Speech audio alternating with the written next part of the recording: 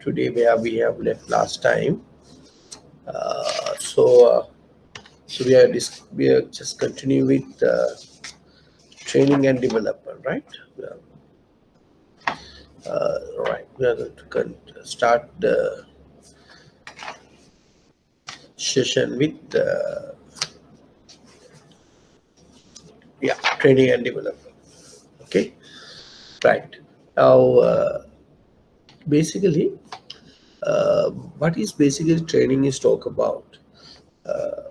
Training basically is a formal process of changing employee behavior and motivation in the way that will enhance the employee job performance, as well as the ultimately is contributing to the organizational overall performances, right?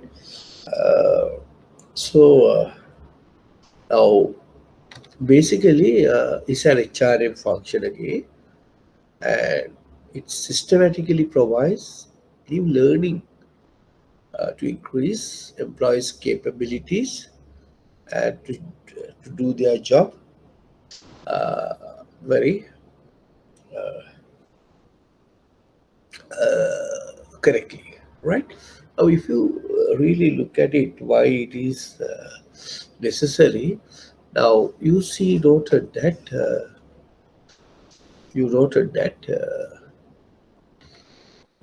why it is important. Sorry, again, why it is important because so you need basically in order to perform your job, you need certain things. In order to perform your job, you need your job demands duties and responsibilities. In order to fulfill your job, you need certain competencies. Now, competencies mean capabilities, so competencies mean your skills, your knowledge, then your technical knowledge, your conceptual knowledge, your human knowledge, human skills, attitudes, knowledge about the industry, about the job, a lot of things you read. Those are we call capabilities. But suppose your capabilities are not enough, your competencies are not enough to perform basically that set of capabilities you require to perform the job, right? So whatever then, so how can you fill the, this is the gap. This is the gap, right? So usually your job is to get more skills, competencies, but you are having only this point, right? So what training and development is doing to add, try to match this CISO into the normal way, right? So then how can you fill these capabilities and competencies, adding training and development to this size? Then your CISO become equal, right? So that is what now, if I explain it to you again. So the job is required certain capabilities, right? But you don't have it. You have it only this mode. That is why CISO is like this. But how can you fill this gap? Then it's come to normalcy through training and development. Okay, right. So sometimes training and development, we call another name, we call a competency gap analysis, right? Now, what do you mean by a competency is be defined as requirements need for an employee for performing specific tasks or a job. That is competencies. I'll explain to you what you mean by a competency. Competency is basically we talk about the knowledge, the attitudes, attributes, skills you require to perform the job. Right? So those are competencies. But Problem is, so what is required in order to perform that job? There is a gap. That is a gap, right? So gap is called competency gap analysis. Now there are some competencies you need to perform your job, but you're lacking. So you identify that gap. Now identify that gap means this gap. Try to identify, right? And then you try to fulfill this gap through training and development. So that is what you call basically competency gap analysis, right? Now, let me just look at it. What are the purposes of training and development from the point of organizational point of view? Why training and development important for organization or bank, right? And most of the time, lot of people considered training as a expenditure. But remember, training is a deferred expenditure. That means it's an investment. You can obtain the advantages of training and development after some times. Not be if you can see it immediately, but you can enjoy some benefits after some period. That is why sometimes we usually call training and development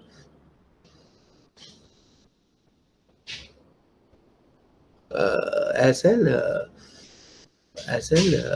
investment, right? Okay, so let's look at it now. What are the purposes of training and development for the point of the organization, right? Now, one factor is to increase the quality of the products, right? They'll to increase the quantity of the production, both qualitative and the quantitative will increase. Maybe तो off करा रखा है।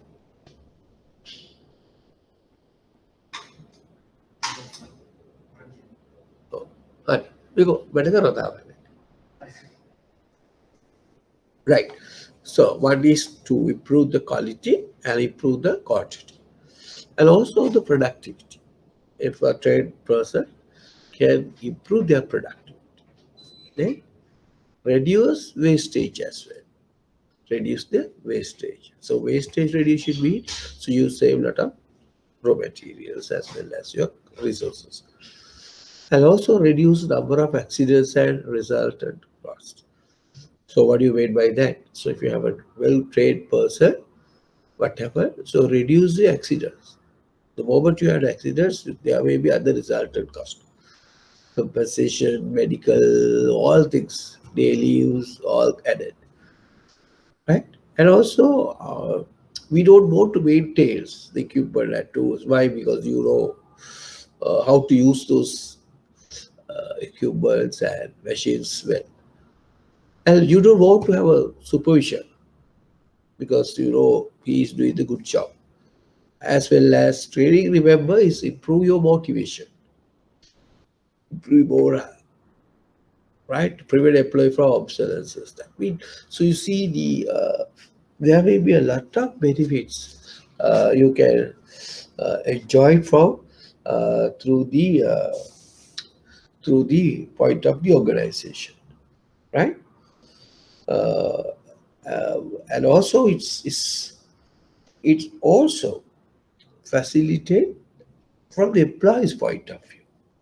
What is employee?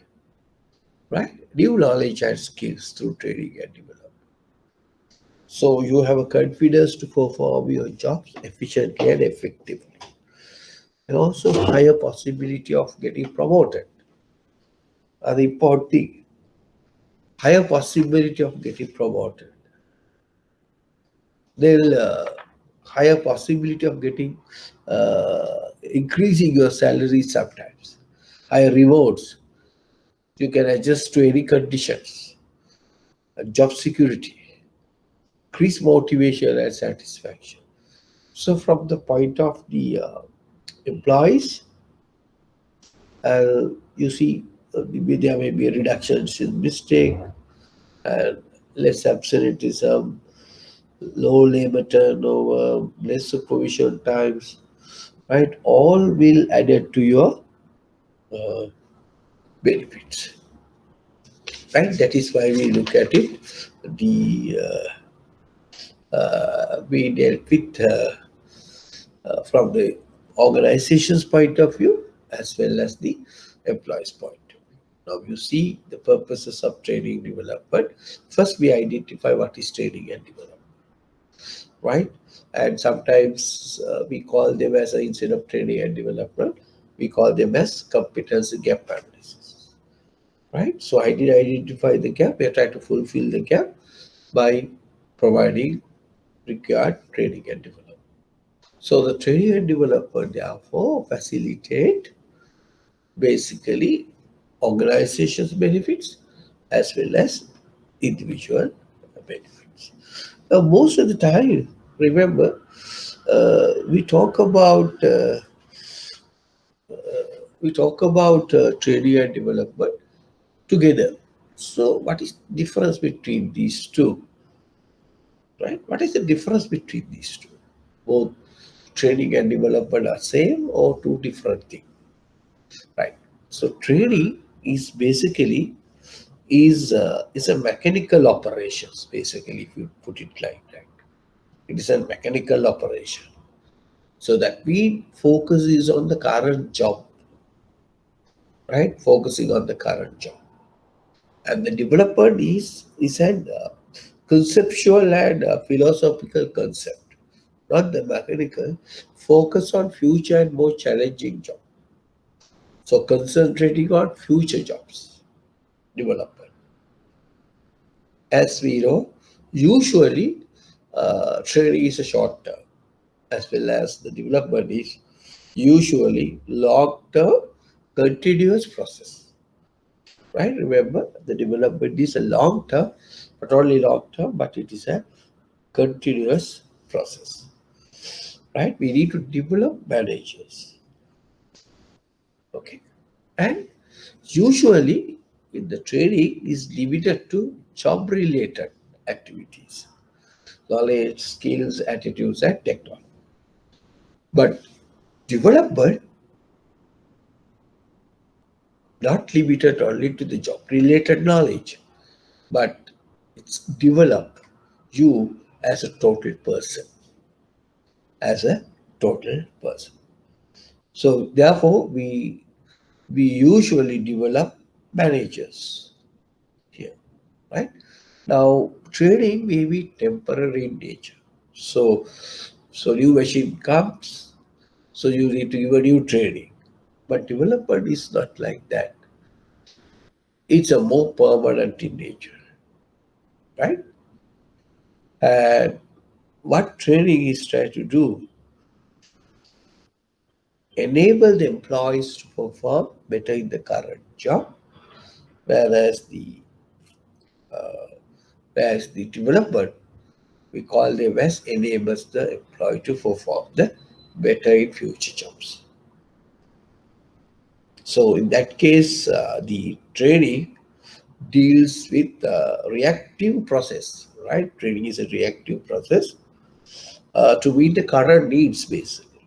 But whereas the development process is basically deals with proactive process to meet the future needs. That's another important things, right? Focus is on the current job and usually limited for your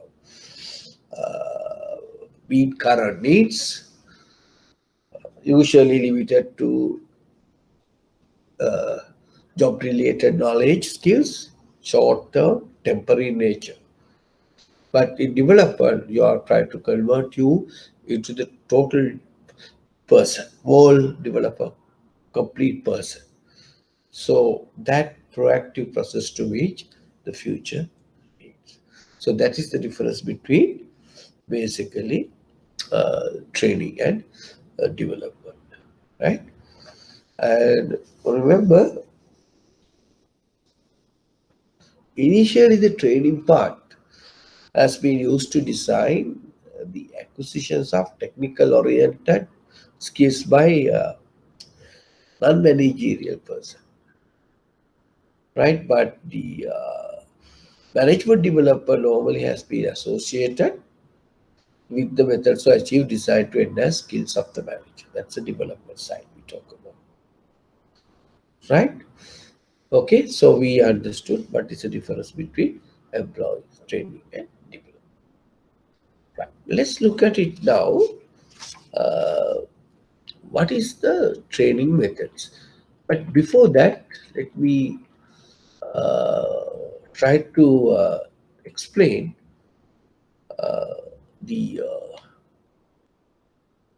try to explain the training process before we go for discuss about the training methods. We try to identify the systematic approach to the training. So Atkins in 1983 suggested a systematic approach to training, right? First, you need to identify the training needs, right? How can you do that? Now, usually your training manager in your organization send a letter or memo to all the heads of the division. So uh, to request them what sort of training you require to your particular section, right? It is a shortfall in employee performances now or potential performance. You need to develop, maybe identify some of the weaknesses of your employees, or maybe you need to develop certain skills of the employee that was entrusted to the particular head of the division, right? And training needs also can be conducted in three ways or identified three ways also. One method is at the organizational level, an occupational level, as an individual level. So you can think on that, right? Uh, so that is what you call the organizational level. What sort of training you need? Occupational level, you what sort of training you need, as well as the individual level. Now, organizational analysis focuses on organizational wide performance criteria or company needs. So, what is your overall organizational erotic shortly? Now, example, productivity, the quality improvement, customer complaints, uh, your cost, all are organizationally not good. So, you carried out certain organizational analysis and identify the training you require. That's from the organization's point.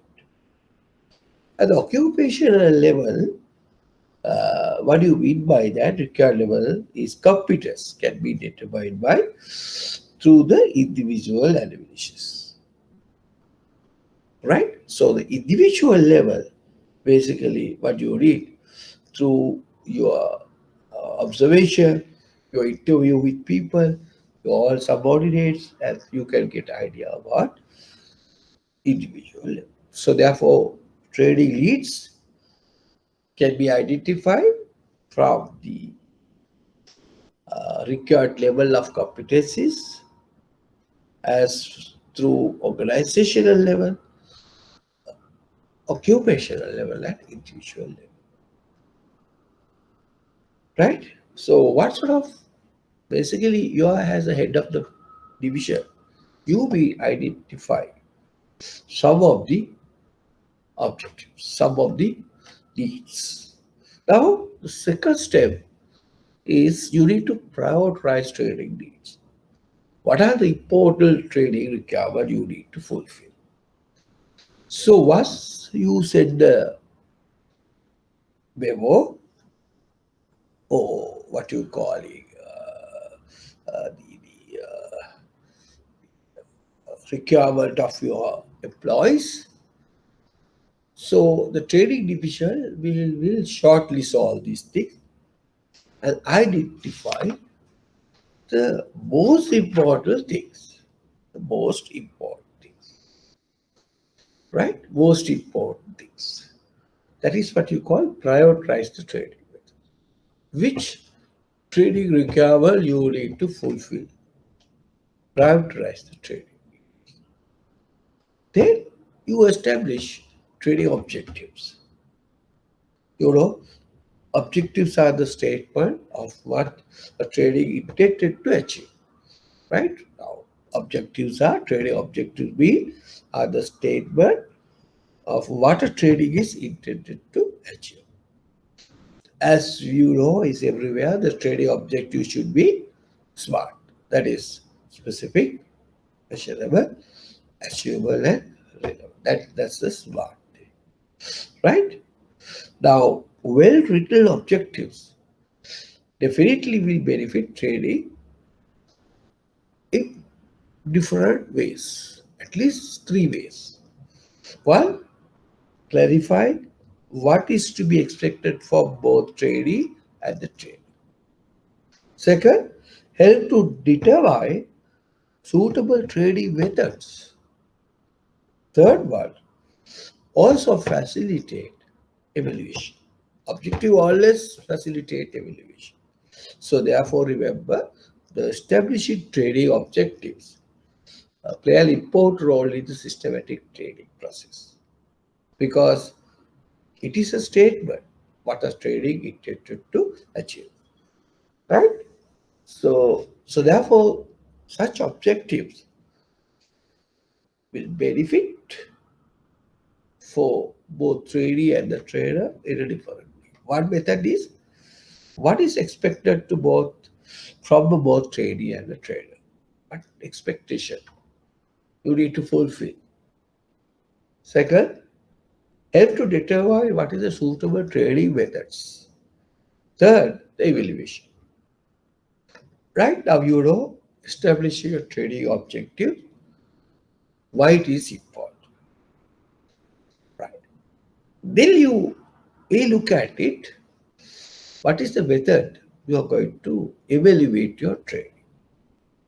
One important method determining the trading evaluation. So once you completed, you need to see whether the trading is effective or not.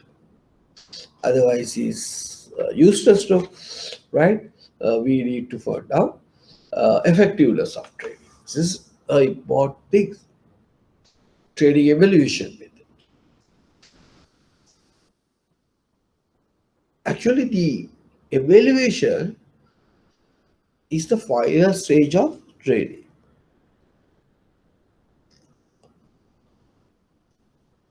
Now, what is the purpose of evaluation? Now, to contribute to the understanding of the basic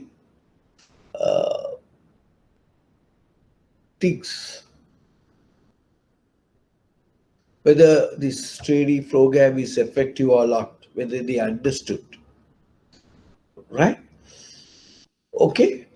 Now, you can do the evaluation in three ways, right? Post measuring, that means after you conducted the trading, you may have pre-post measures, and while trading process is going, right? Okay, right. Now, uh, how can you do this evaluation process also? The one important element is your job performances, your job evaluation, performance evaluation. Now, through the performance evaluation, between you and your employee, say you are a manager, and discuss. Once you evaluate you, he will tell you these are the weaknesses of your performances. Usually, today's context, your boss was requested to deal with or talk with your subordinates. once you complete your performance appraisal. I will give it to you usually to see whether you agree with your performances appraisal, whether your boss has or you have correctly evaluate your subordinate. So you will give to him now, and he look at it and see, uh, agree or disagree. It's up to both parties. So then you as a boss, you can tell these are the weak areas about your performances. The lucky leads communication. The lucky lead handling customer complaints like that. You identify some of the weaknesses, right? Now, then those identify weaknesses by you send it to trading manager as identify trading needs requirements. Now, based on your trading manager, has prioritized the importance of trading needs and said organize a training program. So you send your subordinate where he is lacking for customer service, say for example, right? So then after completion of your training, the second set of evaluation, you see your employee performance or not. So now he is very good at customer services. So one way that shows your training is effective, right? So one method you can do through the evaluation, performance evaluation, right? Okay, so these are some of the training evaluation methods. There are Kirkpatrick methods, but don't worry about these evaluation methods, right? You can do it in a different level uh, of your training, right? Okay, so you can do it at the reaction level, learning level, job behavior level, functioning level, value level. Likewise, you can do your evaluation, right? Next, so how to design a training program. Now, having identified the training leads and the objective, the manager have to design the program. Now, training programs, remember, needs to be designed carefully to ensure that it meets the identified training objectives. Now, when you are designing a training program, you need to consider certain points, right? When you are designing a training program, one, location. Now, where are you going to have it? You are going to have it inside or outside, or give it to some other place. What is the timing? Timing is also important. What is the durations of training? Oh, what is the level? You need a very basic level, or you need some conceptual level with some experience, some right like that. What is the content, right? And how to do that? That is training methods, right? And also the budget. The other important things. So all matters because training also given certain budget, right? So then what happened? Having designed the program, you may now go for conducting training.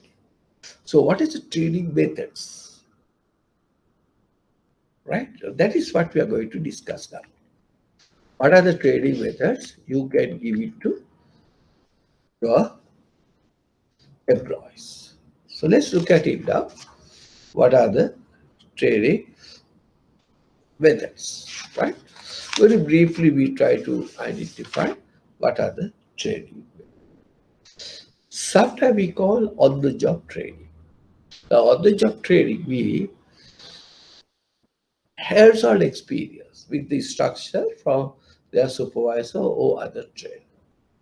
So that is on-the-job training, right? What you call on-the-job training.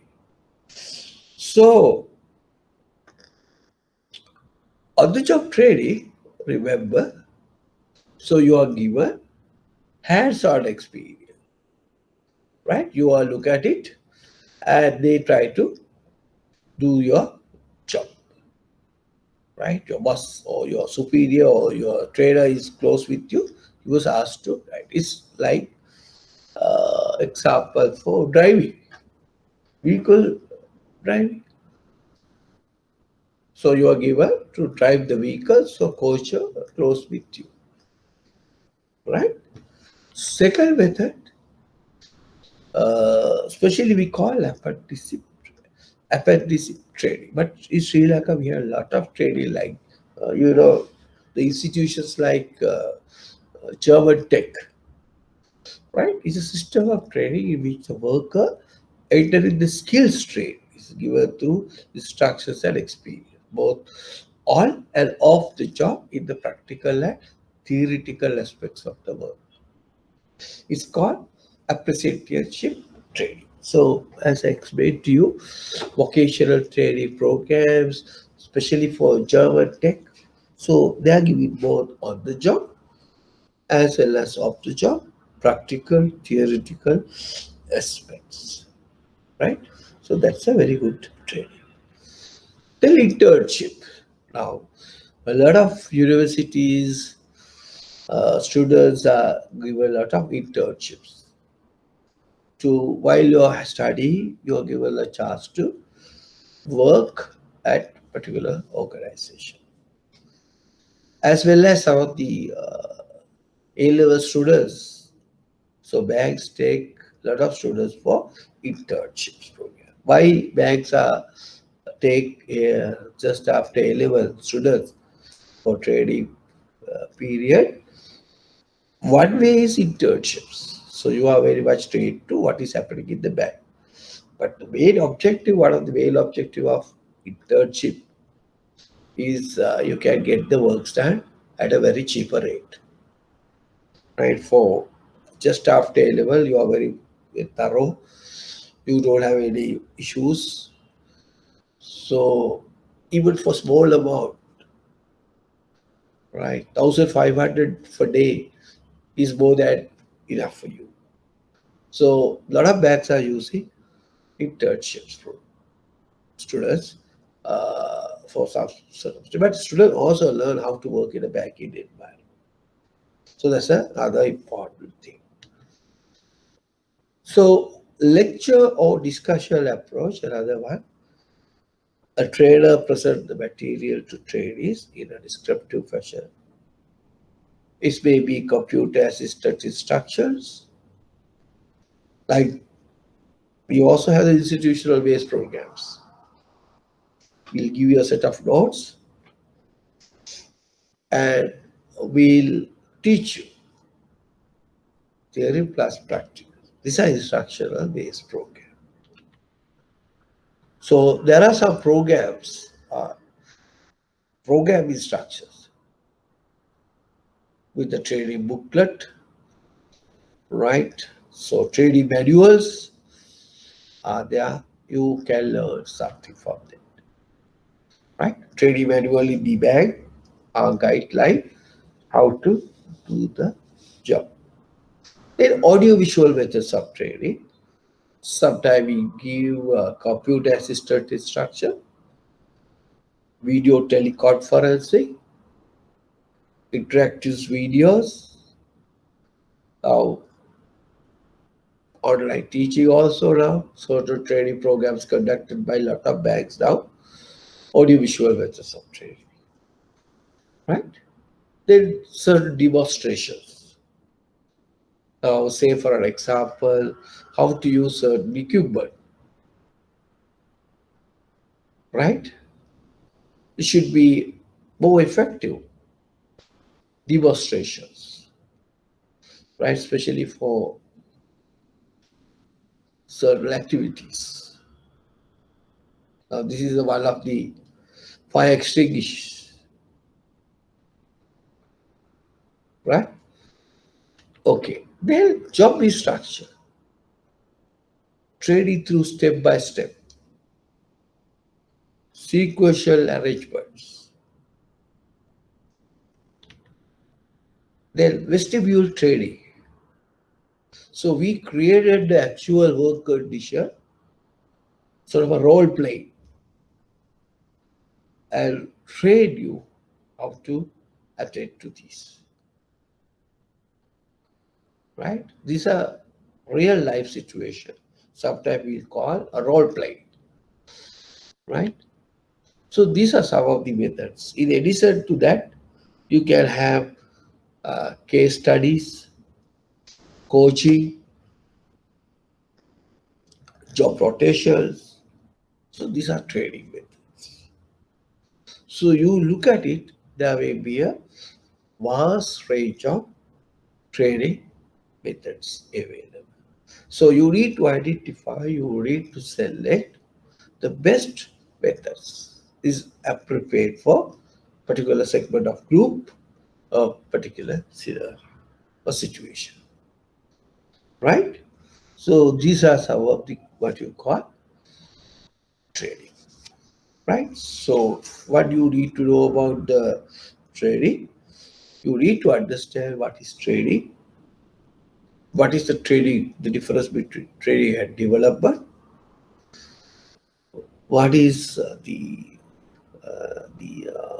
rationale of trading, both to the organization as well as to the individual, and then we need to find it out the systematic approach to trading, how you develop a good trading program, what are the steps involved, identify trading leads, prioritize, design,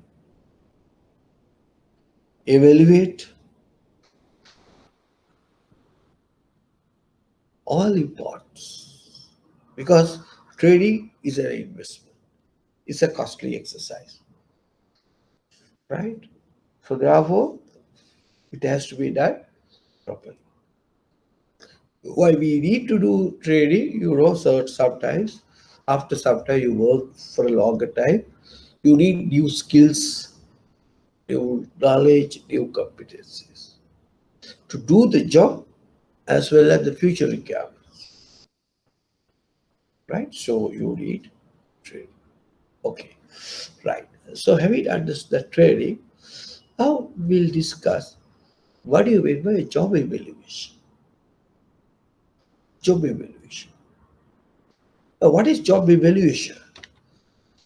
Job evaluation is, remember, is a systematic way, your systematic process to identify the relative worth of your job in an organization. Right? So therefore, the job evaluation is a systematic way of determining the value or worth of the job in relation to other jobs in an organization. Right? What is the main purpose of job evaluation? Right? Because it's determined for your salary. So it tries to make a systematic comparison between job to assess their relative worth for the purpose of pay structure. Right? So therefore the main purpose of job evaluation is to ensure that the base pay possesses an adequate degree of internal equity. Right? Okay, so to perform successful job evaluation, it needs for a good expertise in performance management and job evaluation. right? So what is job evaluation? Is an evaluation your job. How important your job, which ultimately determine your salary. Now that is why we have a different salary scales. Now you as an assistant, banking assistant, executive, AGM, senior manager, chief manager like that, DGM, they have a different salaries. Why? How we determine their salary based on the value or worth of the job they perform. Right? Okay. Now let's look at it. What are the how we do that? Now remember, we learn job analysis. There are two components for job analysis. Remember what is that? Job description and a job specification. What is the type of a job you need to do? What is the qualification you need to perform your job? So therefore, job evaluation, remember, begins with the job analysis. And ends at that point where the worth of a job is ascertained. Achieving pay equity between jobs. So therefore, remember, job evaluation facilitated by job analysis. Right? So job evaluation facilitate to determine the pay structure. So there are different methods of job evaluation. Some people talk about 4 methods, but preliminarily 3 methods of job evaluation we are going to discuss. Some are talk about 4 methods. Let's look at it these methods very simply. What are the job evaluation methods? First method we call ranking method. Second method we call classification method or grading methods. Next one we call factor comparison methods. These are three very broad job evaluation methods. Ranking, classification, factor comparison. Let's look at it one by one in detail. Right, we first take the ranking. The ranking is, the simplest method of job evaluation. Now, how can you do this? Jobs are ranked, right? Jobs are arranged or ranked from the most important to the least important as per the general factors such as education needed, experience needed, etc. etc. Right? So the jobs are arranged from the highest to lowest in order of their value or varies to the organization. Maybe qualification, experience, things like that. This is a very simple method. So the top of the jobs will take the highest value, while bottom will take the lowest value. Now, say for example, from your grade 7 low peer category to the DGM levels. Based on that ranking, so they give salaries. Right? That's the first method. Now, variations in payment of salaries depend on the variations of the nature of the job performed by the employee. So one method is job evaluation method is job ranking method. As we are aware, it's a very simple method. Ranking methods, highest to lowest, right? Okay, let's look at it the second method. Second method is called job grading method, or sometimes we call classification method.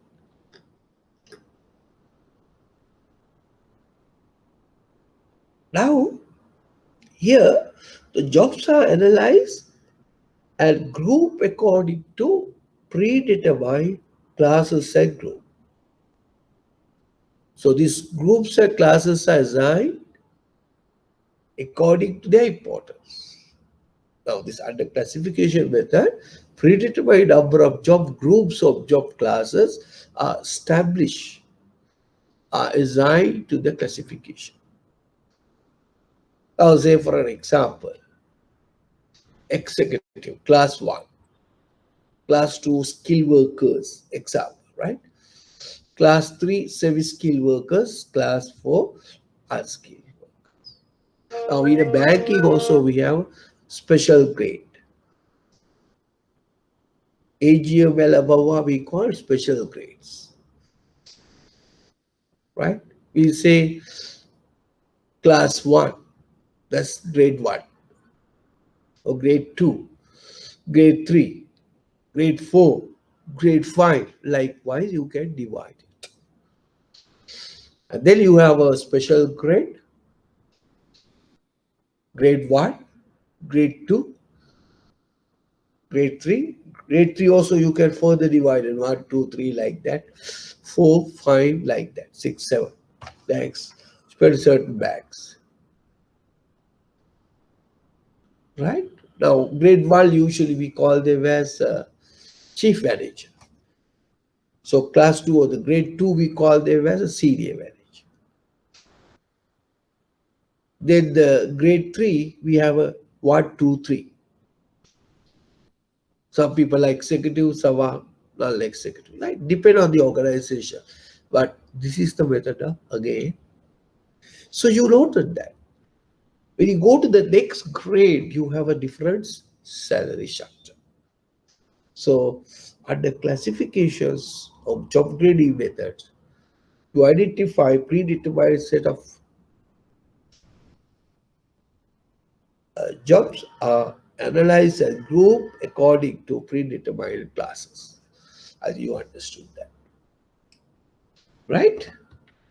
Third method, supposed to be a most recognized method. Now you see the above two methods. Sometimes we call them as a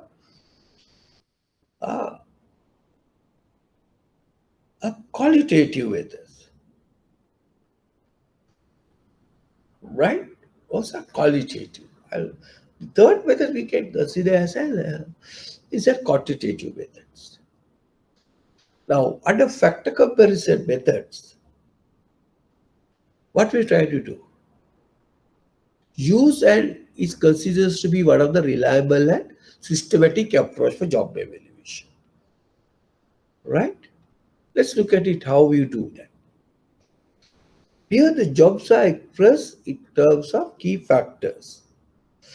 Jobs relative worth is evaluated according to the system quantitative procedure.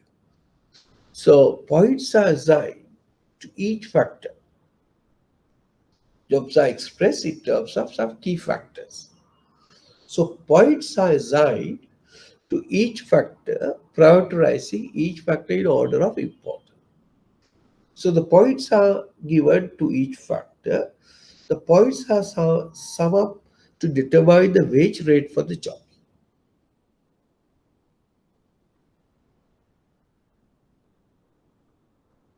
First, okay, it's having several steps. First one, determine the critical factors and define them. Jobs expressed in terms of key factors. First one, determine the critical factors and define them. What are these critical factors? Then you can break it down further, these critical factors.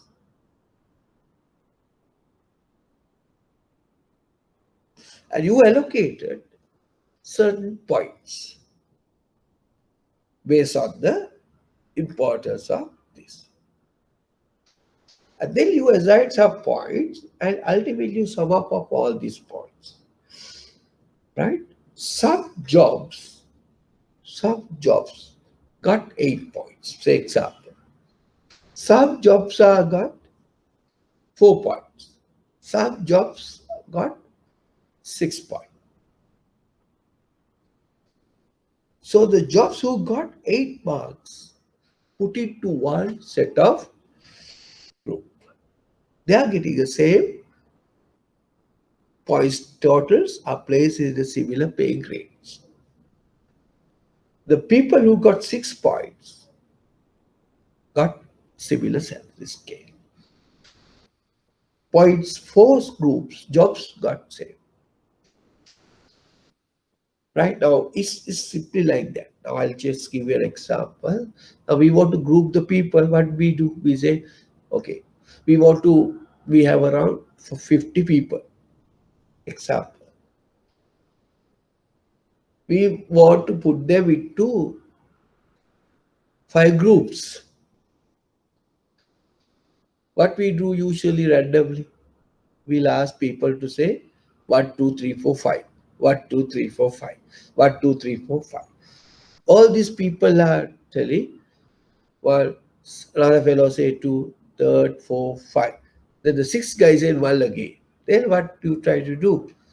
The people who got 1, put it separately. People who got 2, separately. Like that, 3 like. Ultimately, you got 5 groups.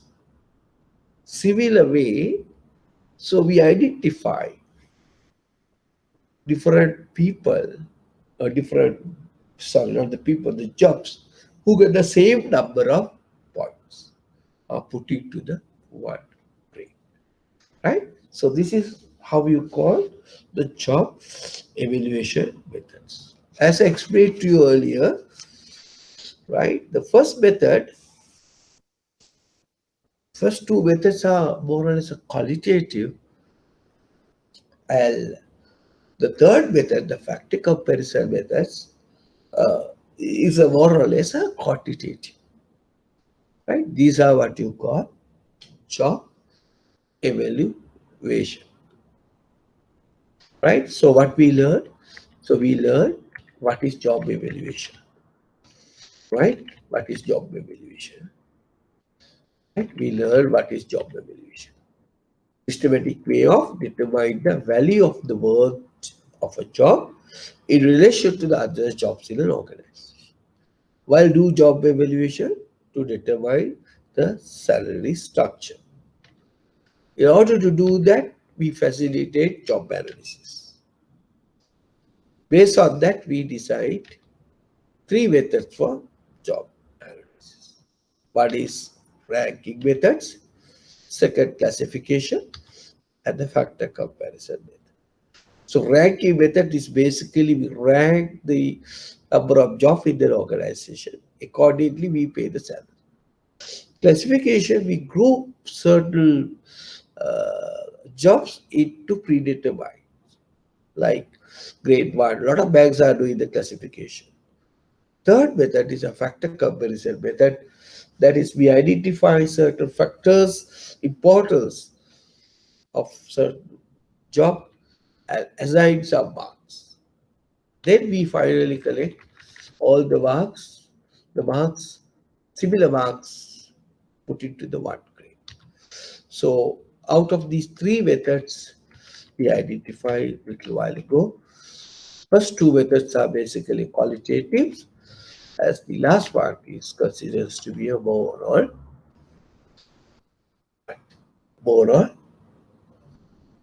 we call them as a more or less, and more or less as the quantitative, right? And now we are moving to another important area, that is what we are going to discuss is reward management. The reward management. Right. Let's look at it now. What do you mean by a reward management? Right? Let's look at it now. What do you mean by a reward management? Now, it is very important today because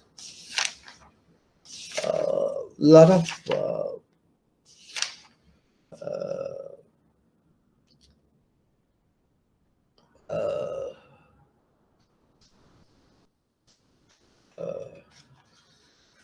organizations are now adapting performance-based remuneration systems. A lot of organizations are now adapt performance or a performance-based remuneration systems, right? Okay,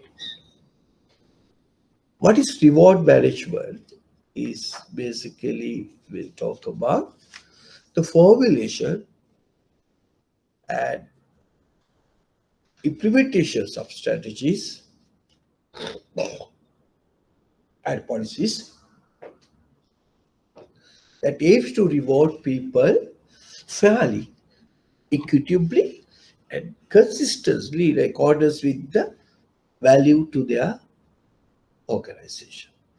Now, why you look at it, job evaluation, where you measure the value accordingly. So we are trying to give you a better reward for them,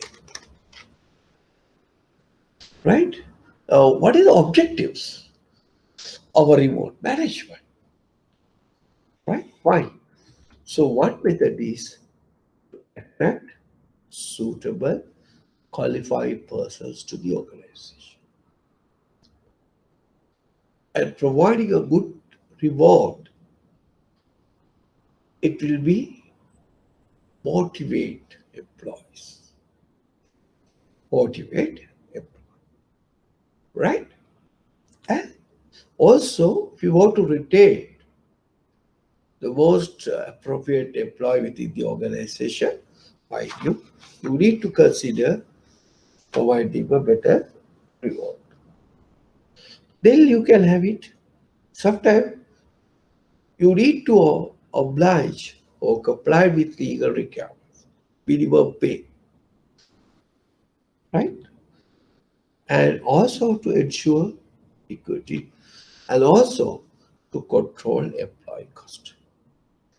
As I keep on telling you, in a bank, apart from interest cost, the highest cost is the employee cost. So these are some of the objectives of the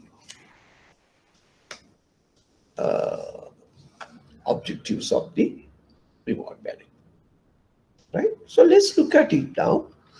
What is pay? What do you mean by a pay?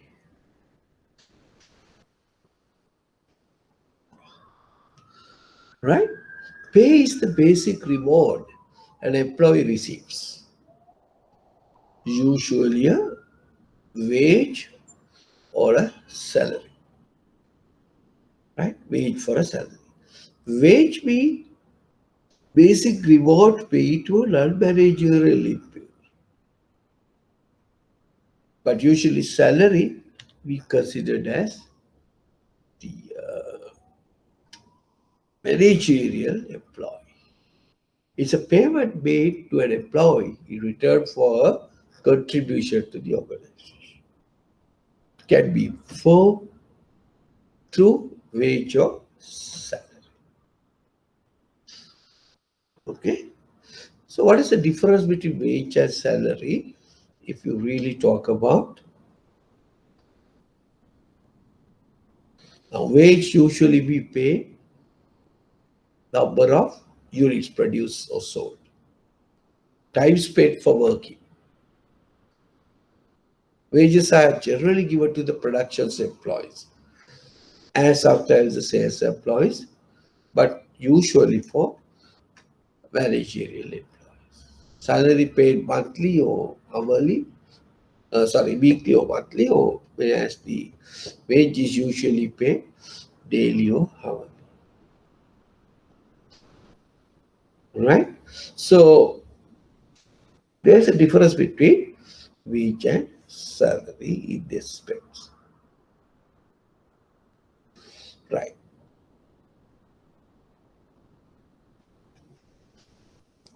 What are the objectives we discuss of pay? Now let's look at what is the significance of pay management or reward management.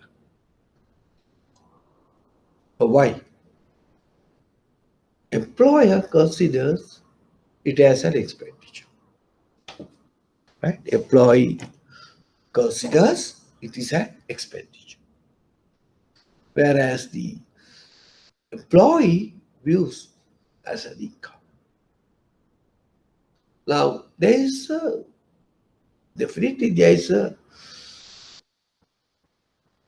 employer employee conflicts created because of these two. Why?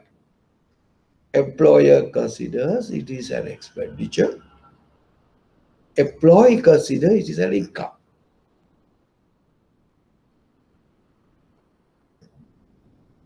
So there is always mismatch. Employer try to reduce the pay because he considers as an expenditure. Employees always try to increase the income. So he said there is a conflict. So good reward management or pay management. So better pay management or reward management will try to reduce these conflicts. That is the significance of reward management or pay management. I think you understood that concept, right? Because the good pay management or reward management try to reduce these conflicts between employer and employee. Okay, now you haven't understood the importance of or significance of pay management. Then let's look at it. What are the factors you need to consider developing a better reward?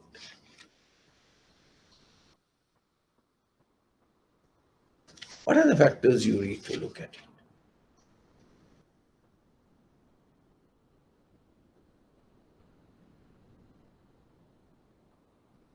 Market rates, affordability by the organization, culture and the value system within an organization. There are so many factors. Collective bargaining with your audience, especially with banks, government interventions, any legal provisions, cost of living, demand and supply of labor, productivity, financial obligation to ability to pay, that is affordability, and competitive pay. So these are some of the factors you need to look at it before you develop a better employee system, better employment system, right?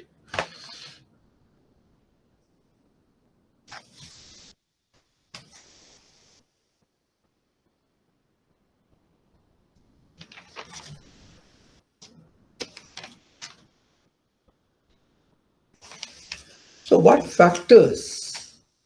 So therefore,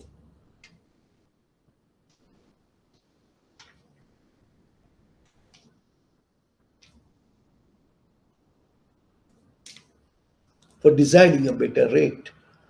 So let's look at it now. In banks, especially, there are two types of salary revisions, so what you call. One, collective agreements based remuneration system and performance based remuneration system. So what do you mean by a collective agreement based remuneration system and performance based remuneration system? You know the collective agreement, especially the government banks, state banks, you have a collective agreement-based remuneration system. So the collective agreements-based remuneration systems determine employee remuneration for all grades through agreements between trade unions and management for a fixed period. So that is usually we call them as how many years? It is 3 years. Usually for 3 years. What is the other methods? Other methods we call is the methods we call what you call performance-based remuneration system is determined based on the individual or team job performance of an employee. And further, the remuneration increases for all employees may be determined by the financial performance of the institution. That means if the institution is performing well, so they have a separate payment system. Right. Now the two methods, collective agreement based as well as the remuneration system. A lot of banks are now moving to this method, but still you may have a performance-based remuneration system. Right. Let's look at it now. What are the advantages of performance-based remuneration system? And what are the disadvantages of performance-based remuneration system? Right? Let's look at it now. What are the advantages? So, what is performance-based remuneration system mean? Remuneration is determined based on the individual's or team job performance of employees. Now, further, remuneration increases. All employees may be determined by financial performance of the institution.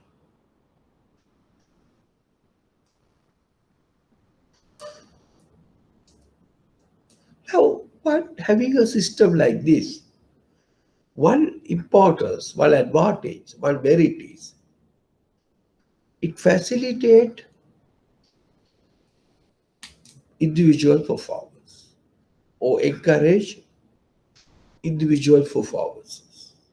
Once you set a target, you may go for achieving that target. So you'll be motivated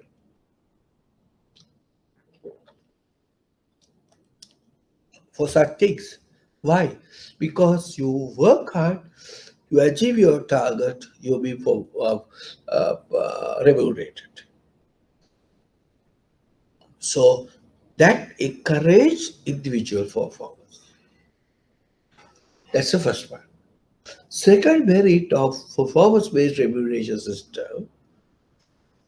So you want to improve your businesses. You want to achieve your targets. So what it tries? It creates innovations within yourself. So it's encourage innovation, right? It encourage,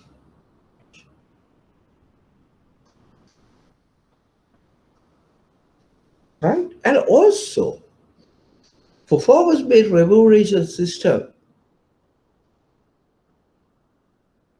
improve contributions to your profits as well as to your business. That's the third point. First one is encourage individual performances, it encourages the innovations, and it encourage or contribution, improve the performances or contribution to your businesses.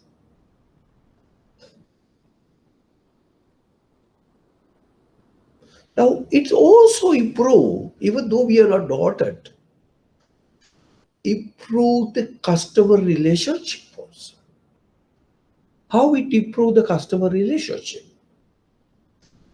So you don't want to lose the customer. Because why? The one customer go out from your bank meet, you want to get another customer. It's a very costly, right? So therefore you look after your customers well. You treat your customer well, you want to keep your customer because ultimately customer contribution to your performances. Through that, it build the confidence, customer relationship. But you always try to satisfy your customers. And also remember, one of the individual aspects of performance-based remuneration systems, you can identify your own strengths and weaknesses. Why am not in a position to achieve the target? I am lacking of communications, customer service. So you identify your strengths and weaknesses.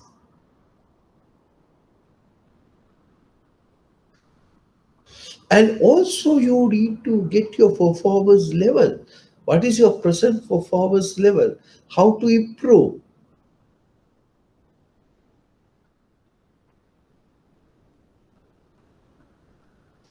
right? So these are from the individual's point of view. From the organization's point of view also, performance-based remuneration system promotes a result-focused culture within the organization and behavior, right? Having a performance-based remuneration system in an organization point of view, it promotes a result of focused culture and behavior.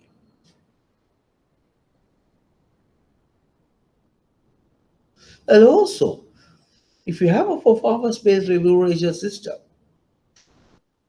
it's not less supervisions and less control. So you work hard or you get money. So less supervision. And also, this type of performance-based remuneration system, you in a position to attract and retain people who expected to be rewarded for delivery results. Some people work hard to get results. So performance-based remuneration system attract and retain people who expected to be rewarded for delivery results.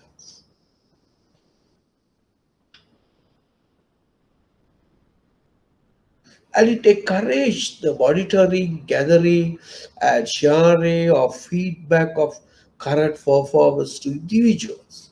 Because you need to find it out. You require to find it out, or you are eager to find it out. So, what is my present level of current performances? How much you need to do to fulfill my targets? There will be a lot of feedback. Two-way communication is taking place between management and the employees. That's a good thing.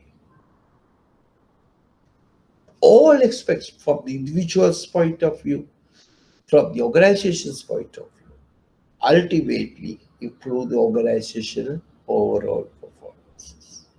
These are the merits of performance-based remuneration system. Clear? Right? So we discuss usually in the banks we have a two type of remuneration system. One is a collective agreement based remuneration system as well as performance based remuneration system. Today a lot of banks are moved from to the performance based remuneration system because it has some advantages. So one of the advantages from the individual's point of view, some of the advantages of the organizer's point of view, we briefly discuss. Right? Okay, let's look at it now.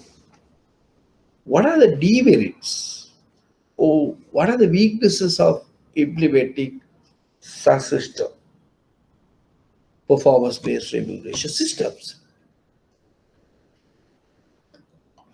Now, say for an example, certain jobs are paid, certain jobs need to be performed by a group of people or team working. So there, of course, it be some people are working in the team well, but some are not. So therefore, there is a little bit of disadvantages of implementing performance-based remuneration system, teamwork jobs. And also sometimes one important people going for performances. So they go for more productivity. So therefore, so they concentrate on or focus on short-term productivity gains rather than long-term strategic goals. So that's a disadvantage. Focus on short-term productivity gain rather than long-term strategic goals of the organization. Second disadvantage. Now, so what again try to do? So it's encourage mis-selling. What do you mean by mis-selling?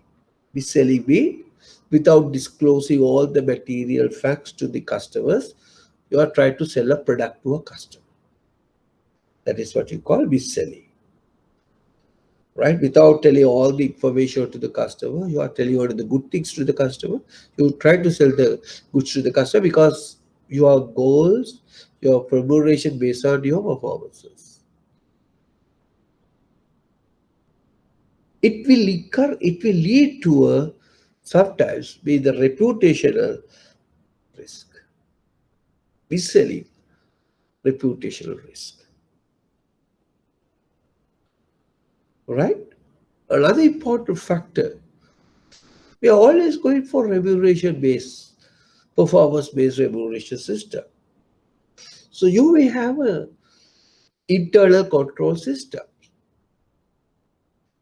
So sometimes there may be a possibility of violating these internal control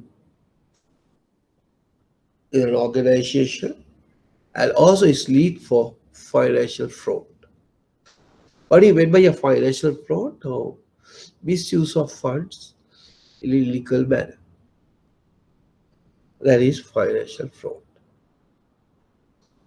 Right? It is what you call a financial fraud. And another important factor, create a culture within an organization. We discussed earlier the positive sides of this. It's create a result-oriented culture. But the same thing can be looked for a negative way. How? How it create a culture where employees are expected to be rewarded for everything they do. That's another disadvantage of or demerit of remuneration system. They expect everything as some sort of a reward. Second one important, the most important thing, because we discussed one of the positive of performance remuneration system, create innovations. But we look at it the bad side of the innovations. So people tend to develop new products, more risky financial products,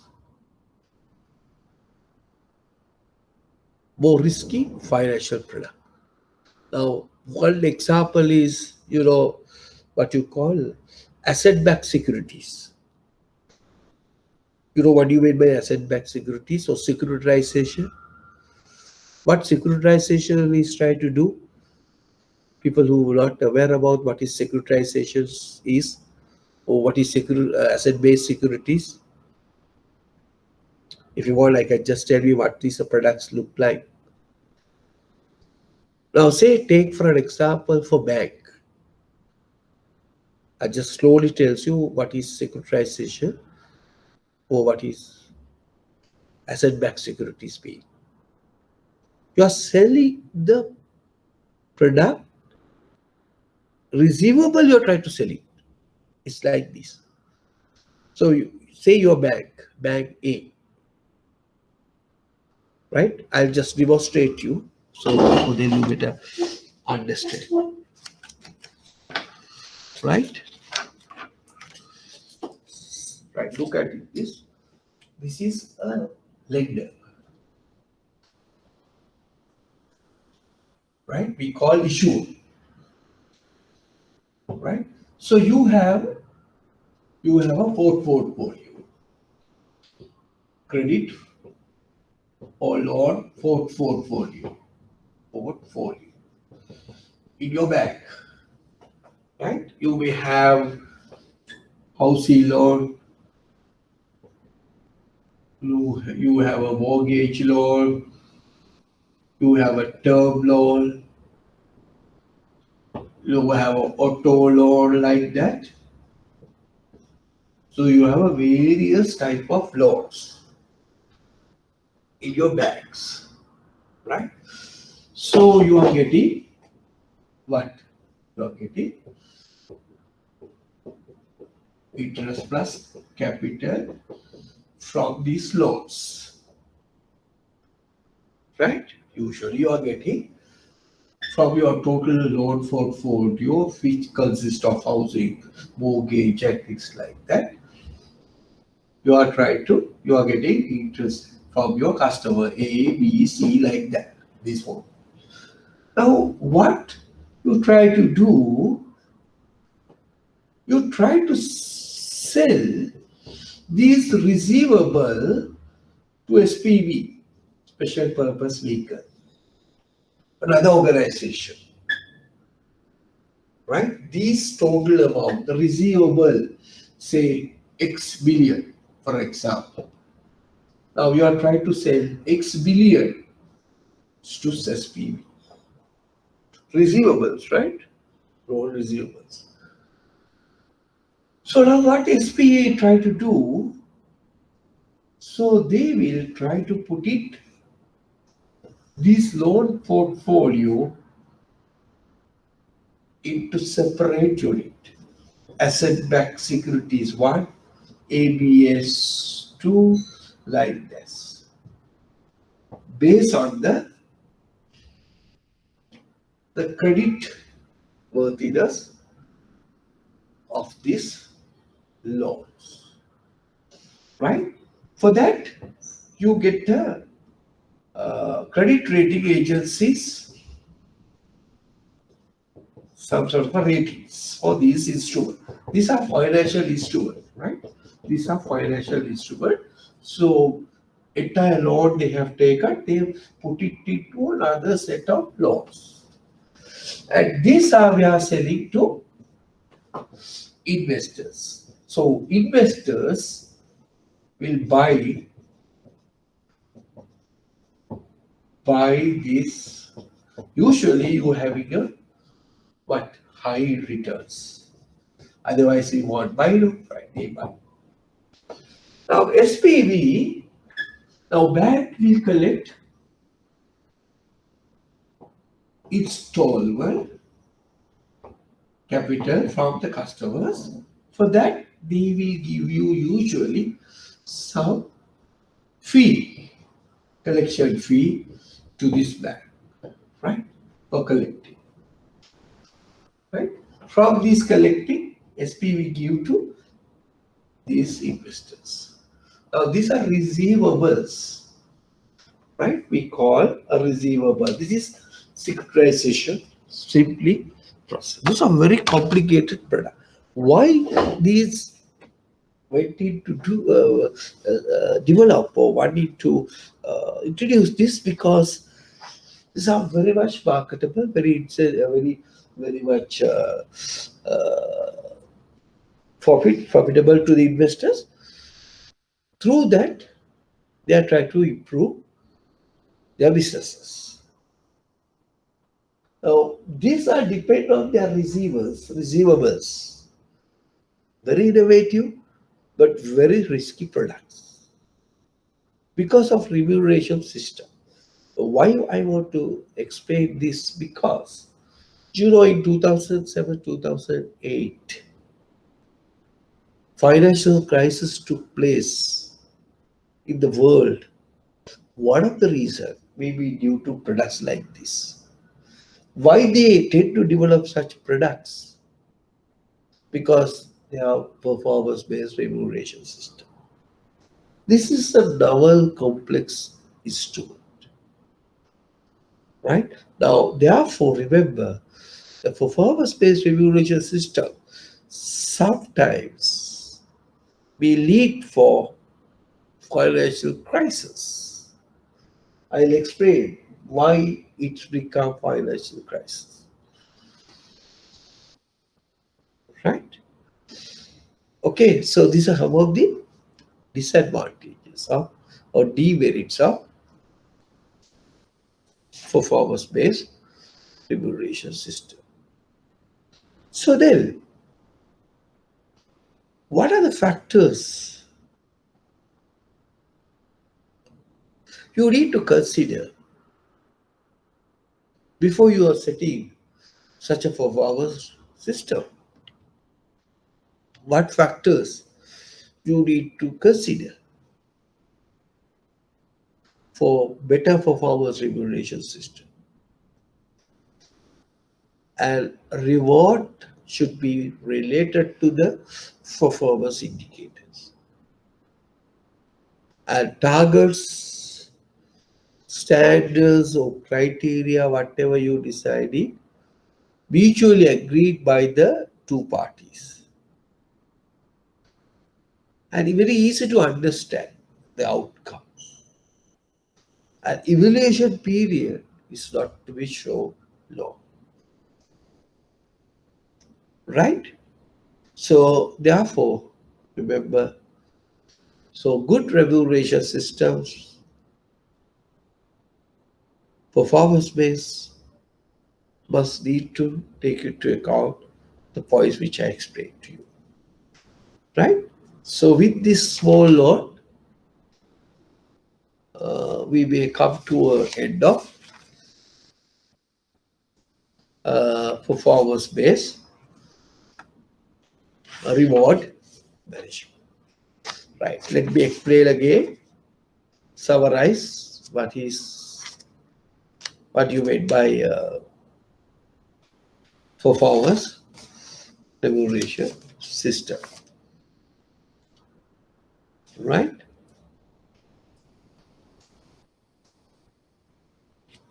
So reward system, it is very important for an organization. Why it is organization? Because it reduces the conflicts between employees and employer. Right? It reduces the conflicts between employees and the employer.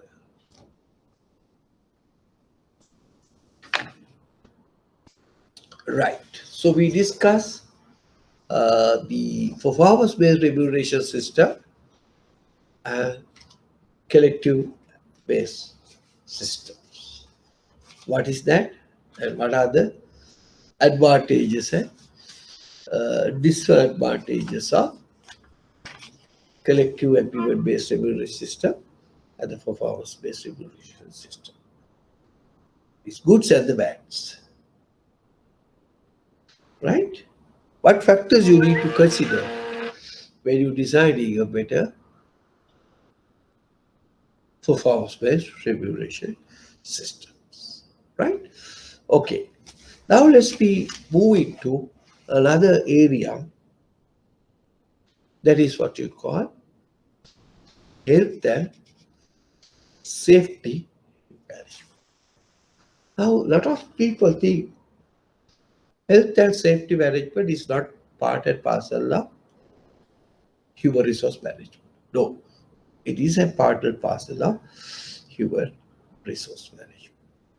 So, what is healthy? Health refers generally the physical, emotional, and mental well-being. So that is occupational health. Physical, mental, emotional well-being of an employee inside and outside of the workplace. That is what you call occupational health. What do you mean by occupational safety? Free from danger and risk of working or protections of physical health of a people. Now, therefore, the working environment is free from accidents and industrial disasters that may cause a personal injury or ill health to employees.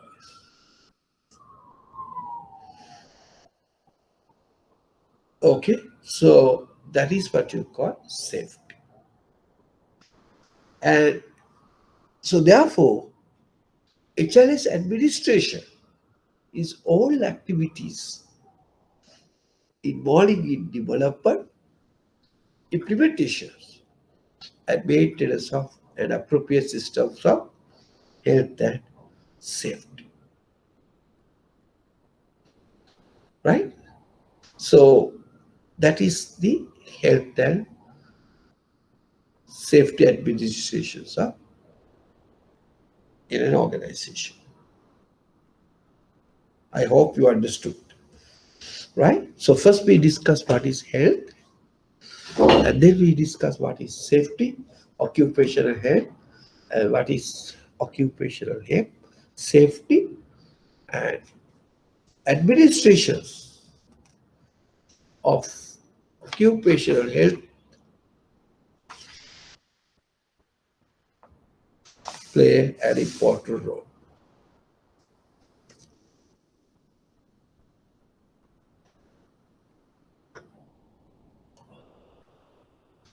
Right? Now let's look at it. Some of the things. Now, what is the significance of occupational safety health? Now, it assists to develop effective and efficient workforce in an organization. If you don't have a better health and safety procedure in an organization, it's maybe lead to a low job performances. Right. Let's look at it, some of the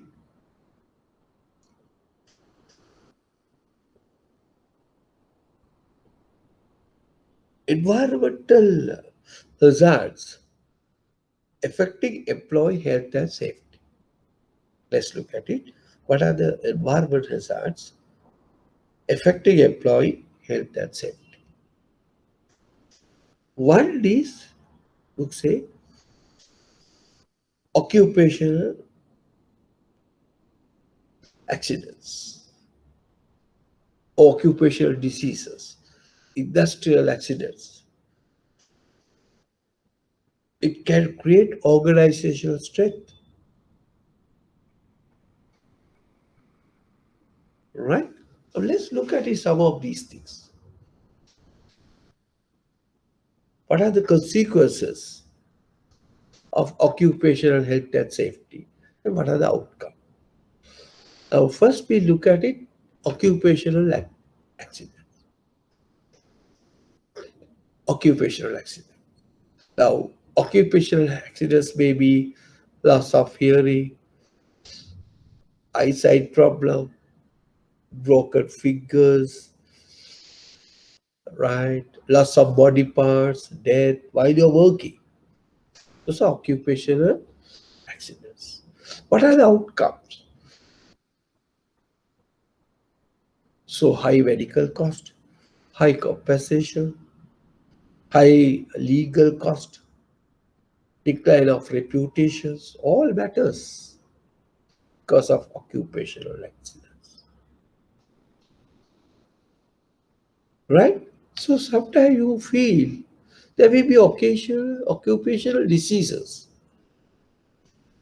cancer, asthma, poisoning, respiratory disorders, reproductive disorders, all problem with occupation. Now, what are the outcomes again? High absenteeism, high turnover, job dissatisfaction, right? Then low quality of work-life dissatisfaction. What is this? What are the conditions? Dissatisfaction, apathy. What is outcomes? Ineffective, low productivity because of this, low efficiency. Then organizational stress, confusion, negligence, tension, all cause. What are the outcome? Outcome, low productivity. Now you notice that all these things, so we need to pay. It's a cost to the organization.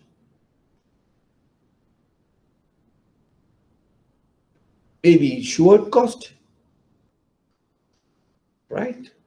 Maybe a replacement cost of the medical, right?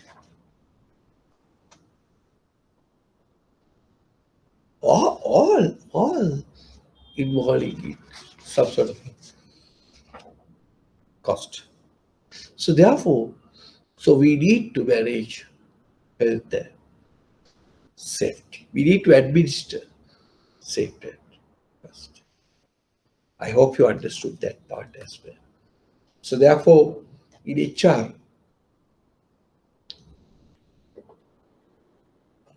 health and safety management also play an important role, right? So therefore, if I repeat it again, what is health? Generally physical, emotional, and mental well-being. What is safety? Free from danger, risk of working of an organization. So managing both health and safety, what strategies we are going to implement, maintains is called health and safety administration. Why it is important?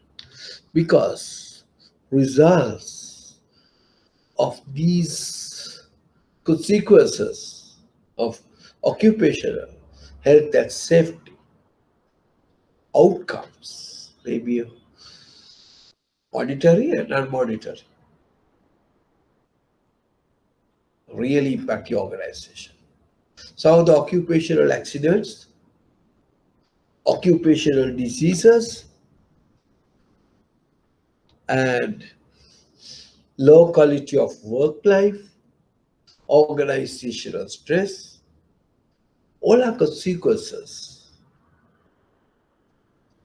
Conditions of that dissatisfy, confusion, right?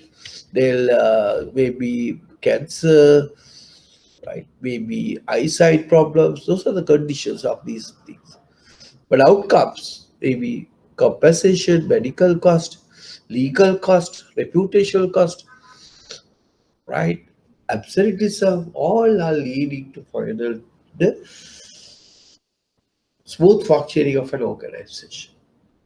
So therefore, good human resource management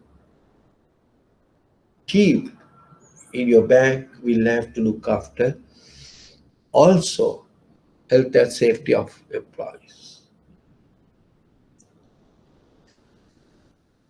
Right? Okay. Let's look at it now. Grievances handling procedure. Grievances. Right? Grievances. What is grievances? What do you mean by a grievance? Right? Grievance is any discontent or sense of injustice expressed or not or felt by an employee in connection with the employment in the organization. Right? It is called grievances. Now, grievances be basically is complaints against the management.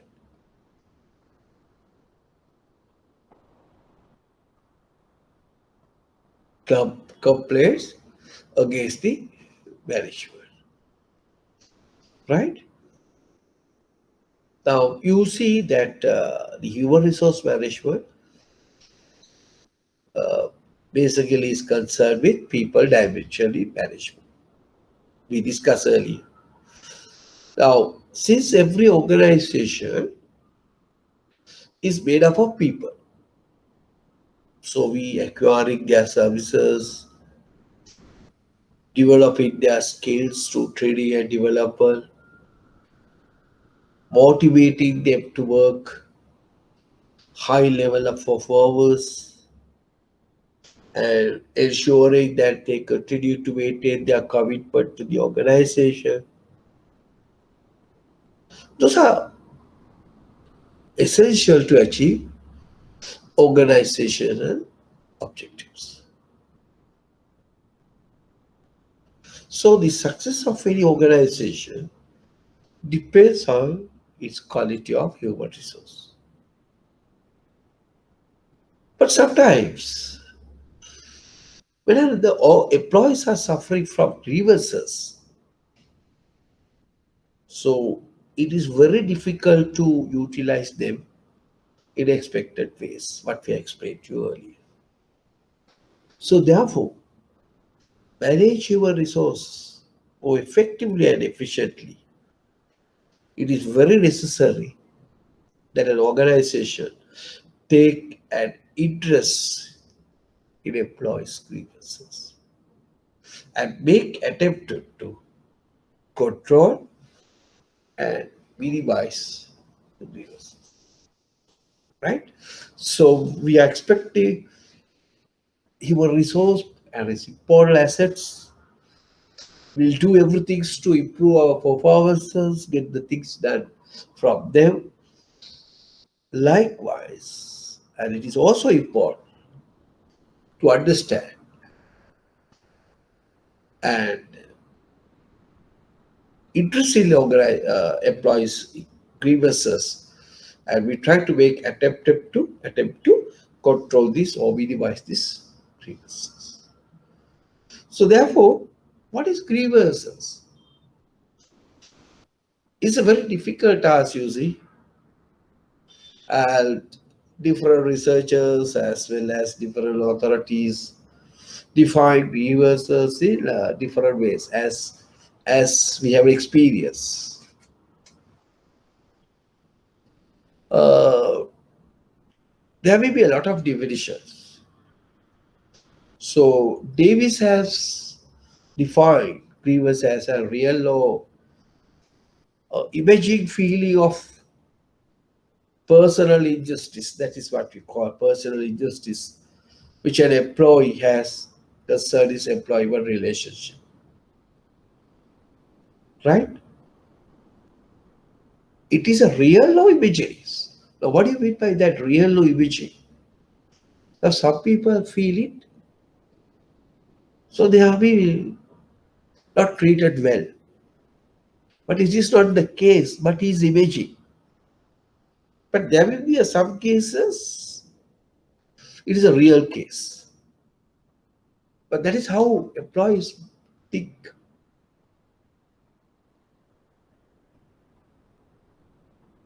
Jordan explains grievance as a written complaint filed by an employer claiming unfair treatment by the employer. But in International Labour Organization, what they says about these grievances, they say that a grievances is a complaint of one or more workers in respect to wages, allowances, conditions of work, interpretations of service stipulations, right? Covering overtime, lot of things, job assignments, so many things, right? So different people have therefore defined the grievances. Summarizing the above, all these definition. So therefore the grievances can be identified as is a psychological discontent or dissatisfaction arising from a feeling or belief of injustice felt by an employee in connection with the work environment, right? So that is what you call the grievances. Now, why grievance handling is important, right? What point? A simple grievance may be a potential source of massive problems for the organization. So what important? Why grievance be the? What is the significance of grievance? Maybe a simple grievance. Okay, it should be not the massive, right? It should be simple. It should be simple. The simple grievance may be a potential source of massive problem for an organization. Now, remember the dissatisfaction of one make a dissatisfaction of many. It creates, therefore, conflicts with the management. What is result? Low productivity, and finally, not in a position to achieve its productivity objectives. Right? Now, why grievances are important? We discuss what is grievances. So why it need to be handled in an organization in a proper manner? Because a simple grievance may be a potential source of massive problem. It shows only one, but it may dissatisfy for all. And it's always create conflicts. The moment you create the conflicts, what happens? Low productivity, absenteeism, turnover, and ultimately, whatever. We are not in a position to achieve our organizational objectives.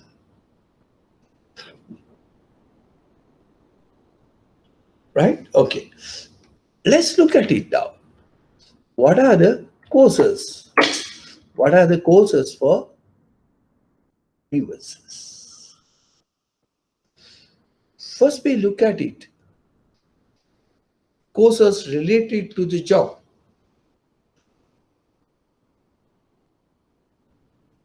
So, the employee not competent to perform the duties and responsibilities of the job. What fact? Grievances. Now, why? So, how to overcome such a problem? So, you must give a better training and development. Employee not competent to perform the duties and responsibilities of the job. Now, the second one. Now, the employee given a job, given a duty, which is out of his job description. Now, we have given every person a job description. What you need to do. But you was asked to do what is not in your job description. That's another point. Third, and he may not have a proper training or adequate training to perform the job assigned to him.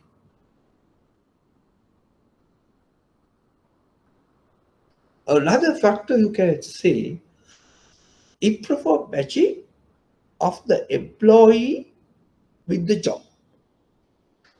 Right? These are the reasons create the grievances related to the job. Right? Employee be not conform to perform the job duties and responsibilities of the job. You are giving the duty and a task which is not covered under your job description. You are not given proper training, or maybe sometimes improper matching of the employee to the job. One reason. Second reason you can say causes related to the working conditions.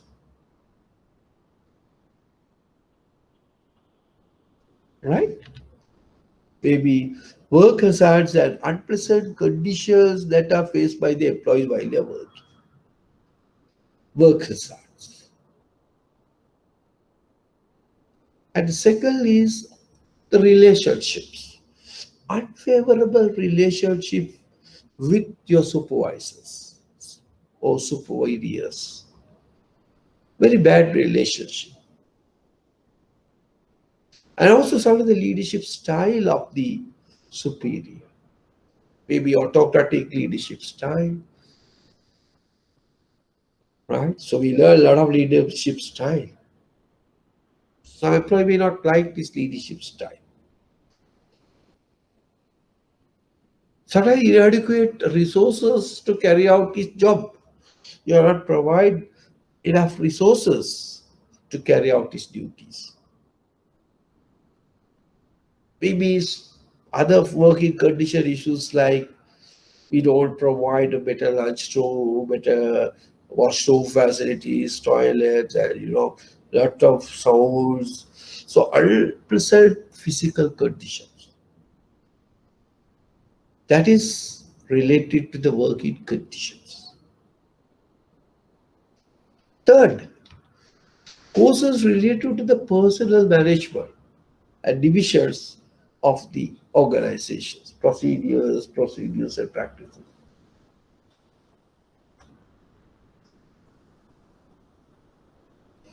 About your leave, about your promotions, about your transfers, about your performance appraisals. We have some problem with the personal management division.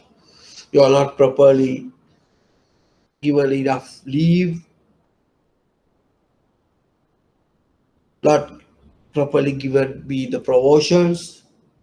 My performance appraisals are basically wrong. All are related to the personal management or HR management. Right? Salaries, transfers, all. Then causes relate to the alleged violation. So the violations of rules and procedures, the terms and conditions, the disciplinary actions taken against the employee,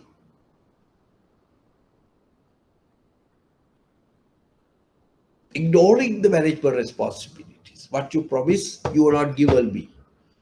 You promise me like take to the job, you are giving me these are the facilities I am going to give you, but nothing given. So course relating to the alleged violations, rules and procedures, violations of rules and procedures, terms and conditions of the employees. And the fifth point, causes relating to the inappropriate personal behavior. So some people are overambitious. If the organization will not provide that environment, ego status, can you remember we discussed the motivational theory, ERG theory. Some people want to go quickly as possible. If the environment is not providing, If the organization is not providing these facilities, you're frustrated. Then some people are superiority complex. Some people are behave, किसी दिया mama tamai pora. So there are some superiority complex of the individual.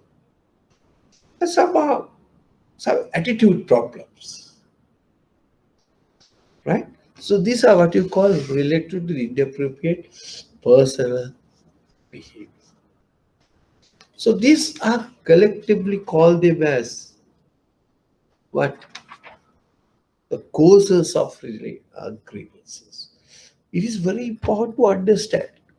It is very important to understand these causes for grievances. May be related to the job, may be related to the working condition, may be related to the HR department, may be related to the alleged violation based on the terms and conditions and inappropriate personal behavior. So these are the factors that goes to grievances of an employee, right? Now let's try to identify what are the techniques you can use to identify, understand the grievances.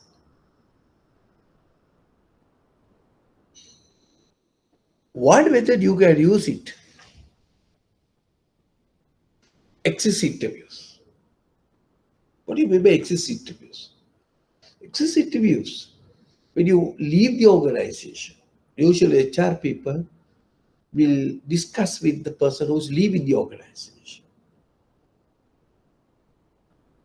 and ask them why you are leaving. So give you the correct, because since now you are going to go, so they give you a correct views.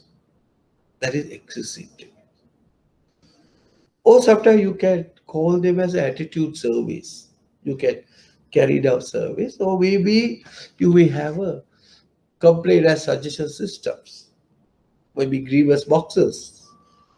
You will want to mention names, so you can put it any your grievances to the box. And also you can observe. So these are the techniques you can use to understand the grievances. Observations, like 4 methods. Right? Now let's look at it now. Methods of handling grievances. How to handle the grievances. Right? So sometimes you may have an organization. Within the organization, you may have a formal grievances settlement procedure. Right? Within the organization. If you have any problem, they categorically will tell you what to do. First, you talk to your boss, or maybe it's not your superior, maybe even for CEO, chairman. There's a formal grievances settlement procedure established your organization, right? What to do, right? Okay. Second method, you can say open door policy. Anybody can come to your boss and tell your grievances. Pertain only the grievances. Maybe this method of coercive methods, any methods of this. Maybe a committee approach, counseling, ombudsman, mixed methods sometimes. So there are different type of methods available in organizations to handle these grievances, right? Because it is very important to handle the grievances in the organization, right? So, right. So, what are the strategies to solve any grievances, right? So, one strategy to ask them to talk, allow to talk.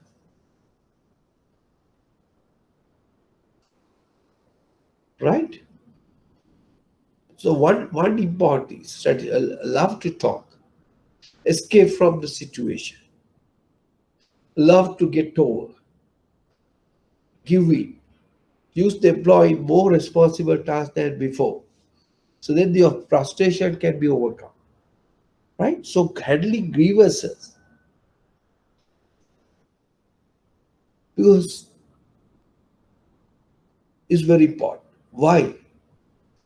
It can be converted to future conflicts or disputes about employer and employee. So therefore, it is important to consider grievance handling is an important HR activity and give high priority to it.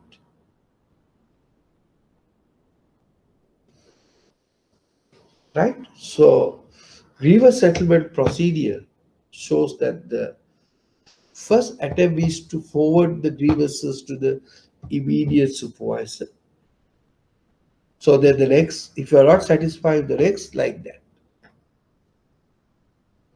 So everybody is in the organization are well aware if you have any problem with the management, there is a procedure laid down in the organization to handle these grievances. Right? So that's what you call the grievances. Right? So what is grievances be? Basically, we talk about any injustice feeling of the employees about the relationship with the management. Right? What you need to know about the grievances. In any discontents or sense of injustice expressed or not felt by an employee in a connection with the employee but in the organization. So we discuss why it is important, right? And first, and also we discuss what causes of grievances may be due to the job, working conditions, personal HR department issues, maybe certain reason, or maybe the appropriate person. I mean, understood about the causes, then we try to identify what are the techniques available for you to understand the grievances.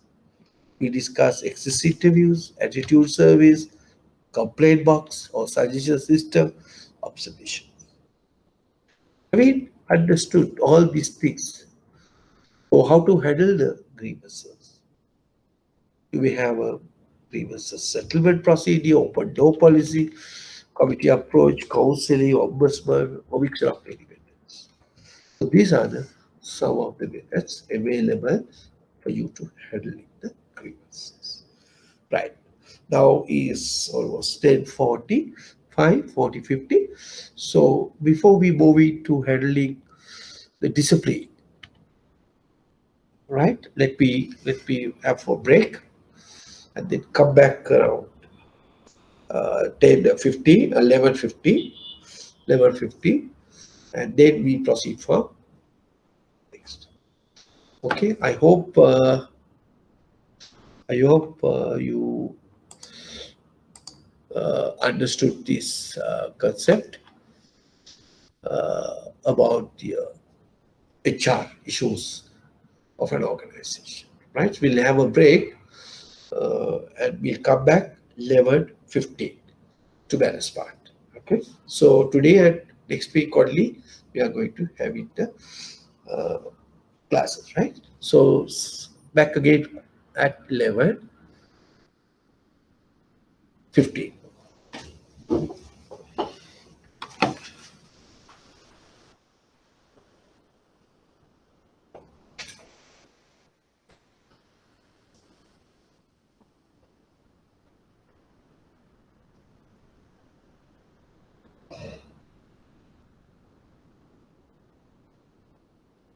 We discuss now about the disciplinary management,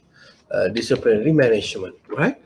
Now you noted that now if you say grievances mean the employee complaints against the management, right? Now, grievances mean the employees are some sort of a complaints against the management. Now, the discipline management is basically something complained by the management against the employees, right? Now, you need to understand that aspect. Now, the discipline management is complaints against the uh, management, right? Complaints against the management. That is, discipline management complaints against the employees, but the grievance handling is complaints against the management. Right. Now let's look at it. Discipline is a discipline as a conditions of future conducted by the applications, either rewards or penalties, behaving in accordance with the accepted norms, rules, and regulation. Now, disciplines basically involves controlling work and behavior of employees in compliance with the relevant rules and regulations, right? So if you define what is discipline management, it is basically involves controlling work and behavior of employees in compliance with all the relevant rules and regulation in order to achieve organization goals and objectives. Right now, uh, these approaches sometimes we call positive motivational activities, right? Praise, appreciation, participation. So the discipline in the approach include negative mean punishment. Right now, both activities seek to conduct conditions employee conduct in order to achieve good discipline in the organization. Right. So remember, always don't think discipline is not a bad thing. Right. Sometimes there's a two approach: positive motivational activities and negative motivational activity. Right. Okay.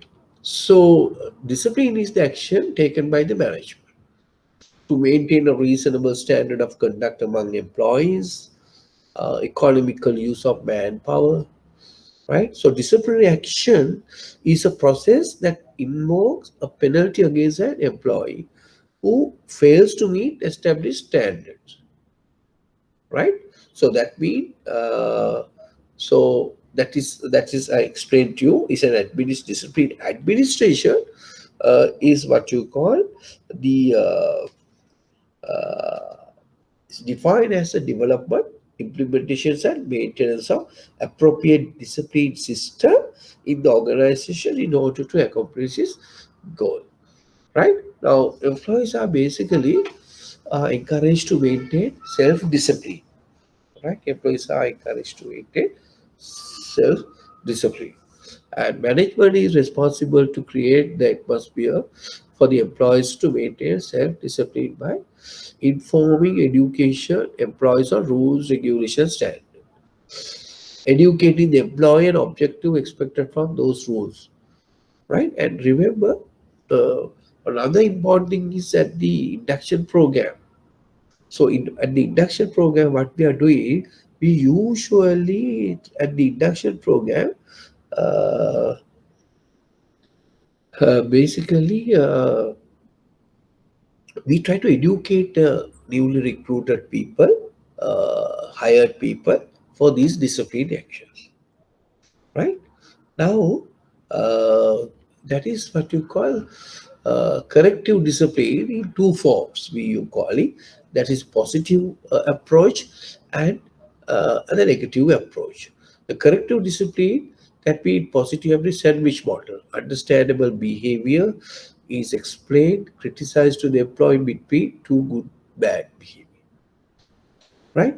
Reformation approach means offender will not give a harsh punishment at the first, but attempt will be made to reform offender by warning or small punishment. So there are two things. First, you have to explain them, and progressive discipline means first you give the warning. The negative approach means in discipline, force the employee to take a punishment. right? So there are two types of positive approach and negative approach. So the corrective discipline also you have a two type of approaches, that is positive and a negative.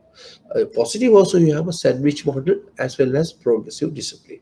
That means you are explain first and then try to correct it. But negative approach means we're going to take a punishment, right? So, what is the what is the why that we importance of disciplinary management or disciplinary administration? Why we need discipline, right? First thing is to reduce conflicts and confusions. First one. Second, to achieve the objectives and goals of the organization. Third, you say to control and manage human resource in an orderly manner in an organization. Fourth one, you can say it is to ensure the employee's behavior in accordance with the performance standard and rules of the organization. So those are the some of the uh, uh, advantages of or significance of or importance of discipline management. Now we discussed earlier we have two type of discipline. What are the two types of discipline? One is preventive discipline, other one is a corrective discipline.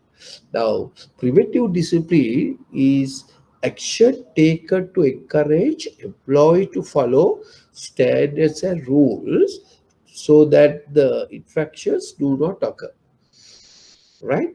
Uh, the basic objective is to encourage uh, employees self-discipline.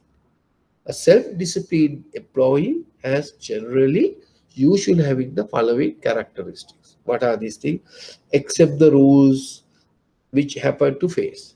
So respect the rules, observe the rules by him willingly, and needs no any other direct or supervisive to adhere to rules and keep on adhering to the rules continuously, right? So that is what you call self-disciplined employee. If we examine, ask you who is a self-disciplined employee, so the self-disciplined employee show he himself accept the rules, observe the rules, respect the rules, and adhere to the rules continuously, right? Those are what you call preventive discipline, right? What here we try to do, we try to encourage to maintain self-discipline among the employees.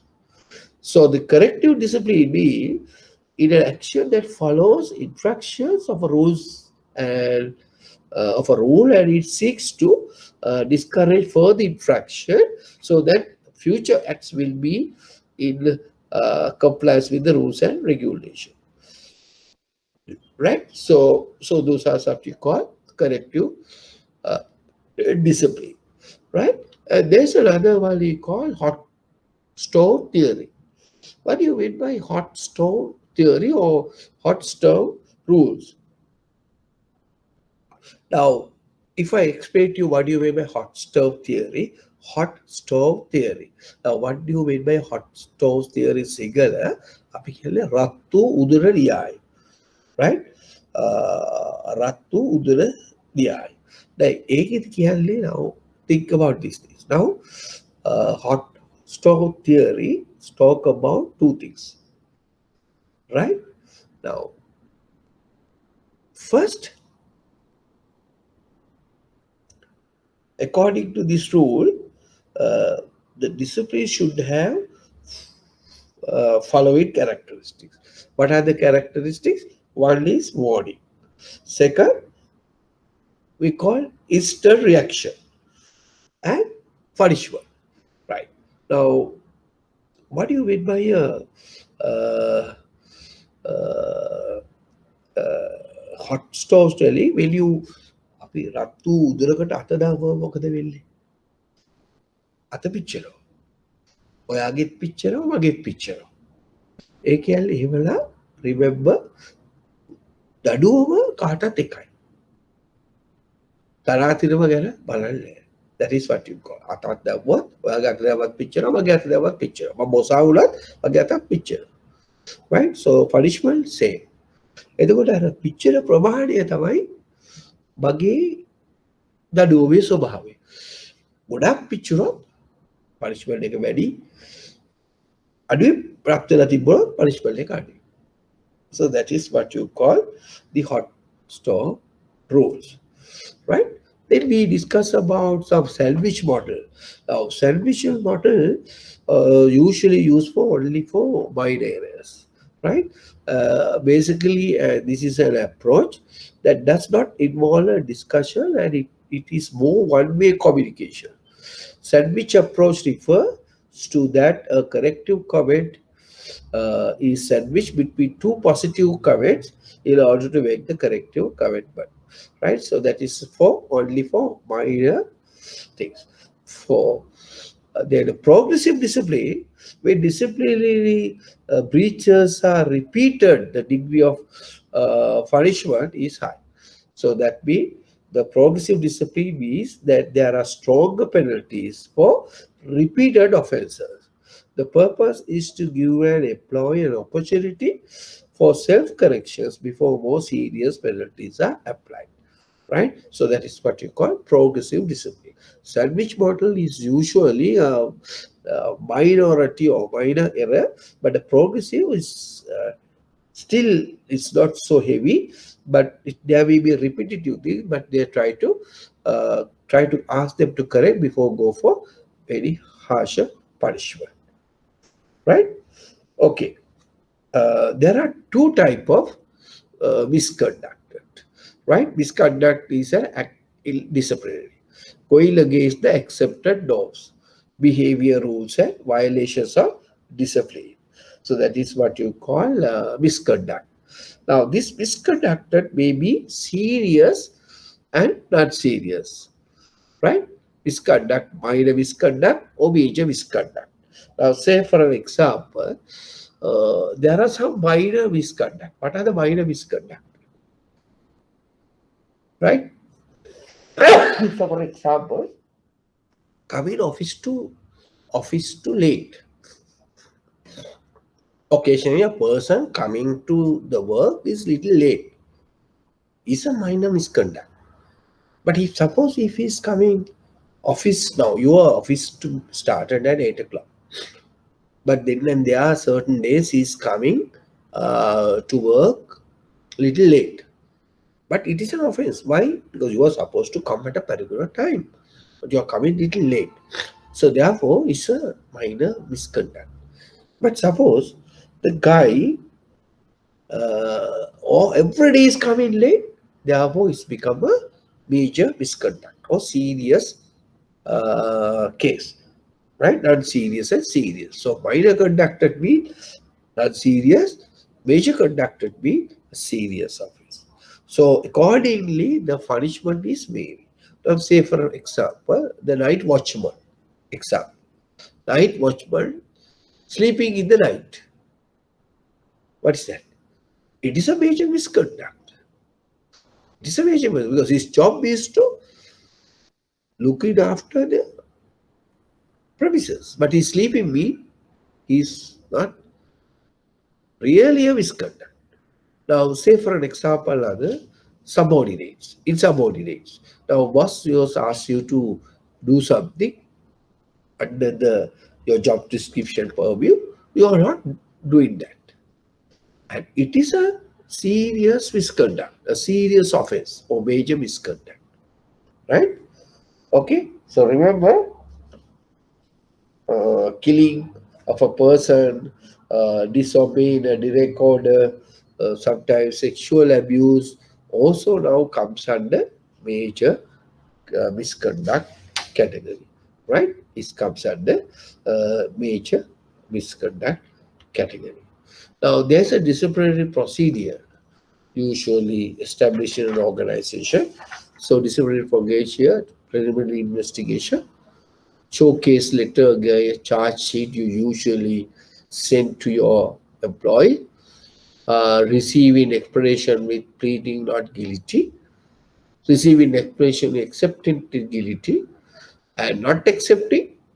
So what happened? Not accepting the explanation, then you need to carry out the proper inquiry, maybe the domestic inquiry, right? And you look at the inquiry report finding, and management will make a decision what to do, right? Now the receiving explanation with accepting guilty, so management may be accepting the explanation and end of the disciplinary procedure sometime, and management decision send a warning letter or not, right? It's depend on the management. So this is the disciplinary procedure, right?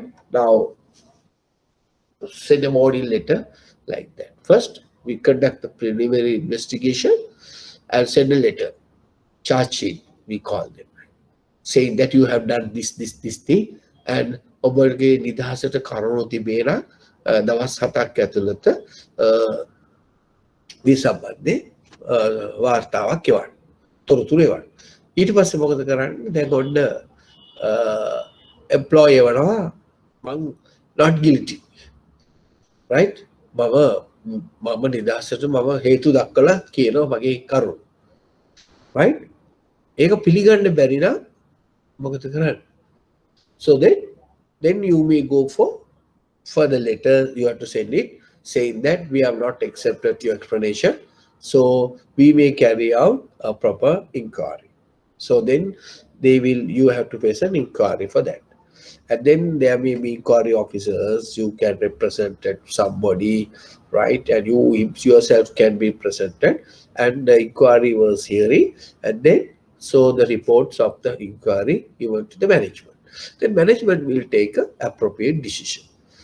Suppose the receiving explanation with accepted, but end of the disciplinary procedure, and management can take a decision on that, right? So these are the disciplinary procedure. Okay, right?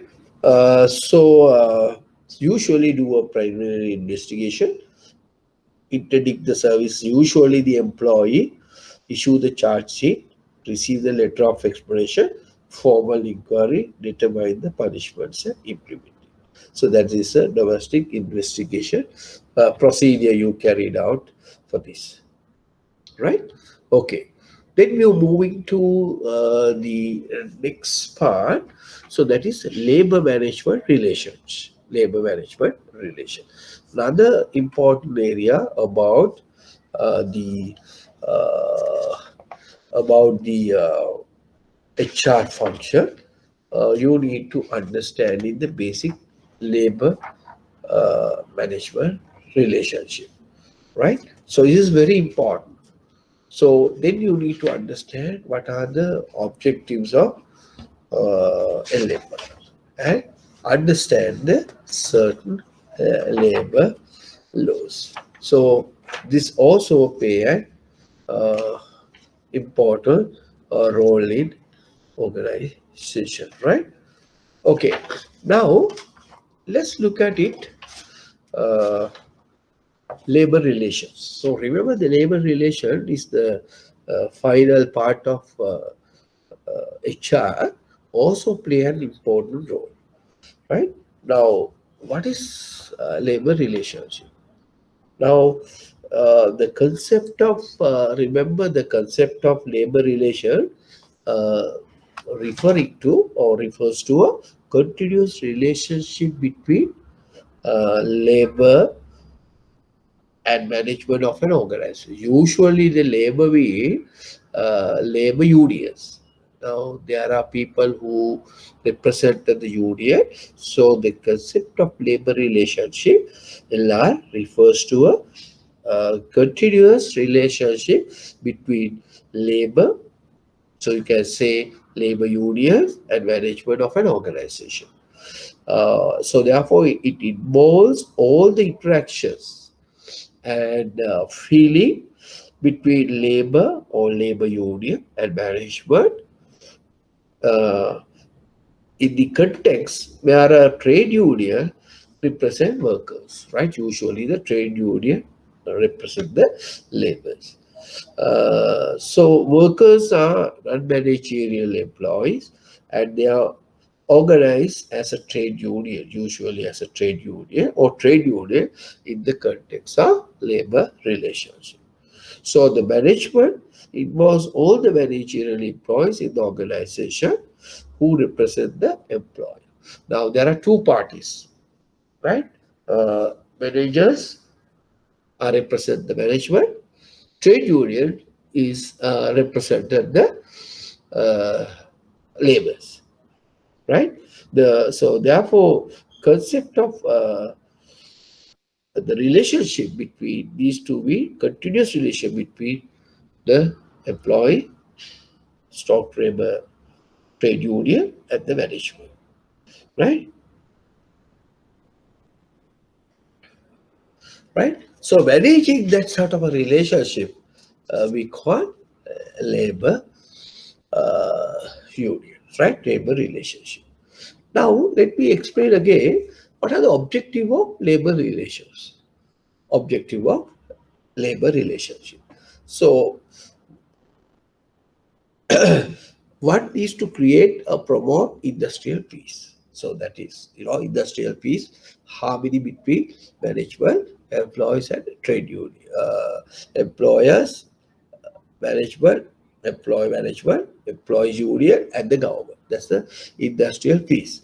So, following objective are expected through labor relationship. But to create or promote industrial peace, to create and promote industrial democracy, right? Democracy, to maintain sound cordial relationship with the between labor and the management, to improve organizational productivity, ultimately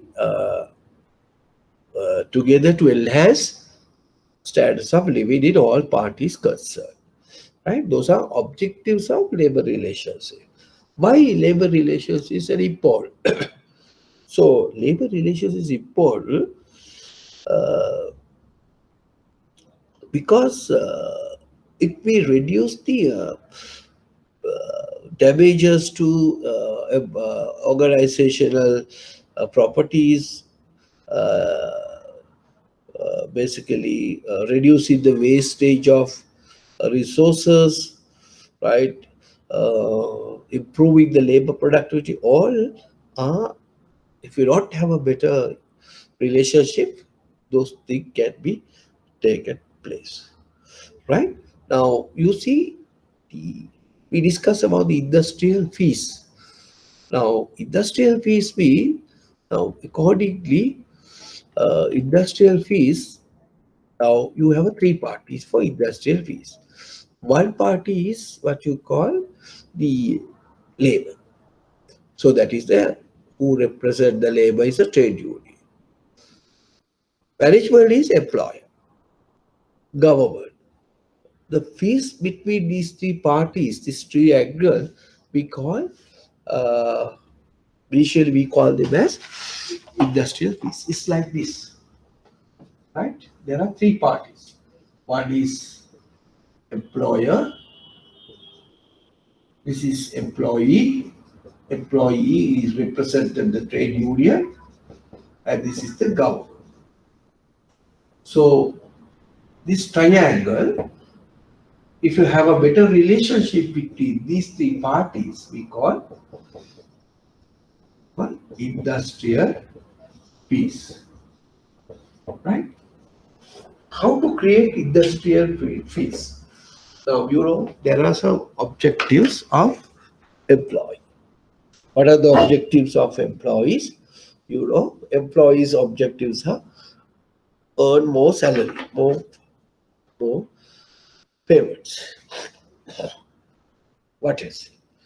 Second one, employ more fair salaries, more benefits from the employer, things like that, rights or job security. That is the objectives of trade of the employees. That's his trade unions. So what is the objective of the employer? Reduce the payments as possible, improve productivity. That is the expectations of employer. But is a government expectations? Government expectation to have a harmony between these two parties, who employee and the employer.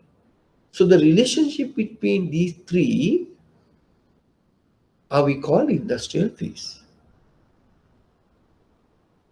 right? Remember, those are the some of the factors we can say how you create an industrial peace. Now, example again we look at what is a trade union. Trade union, as we explained, is a continuous association of wage earners for the purpose of maintaining or improving the condition of their work life. So managers involves all top, middle, and first line in the organization. So therefore, you must have a relationship between these two parties we call labor relationship, right? Okay, right. Then we look at it. What are the sound relationship with trade union is important.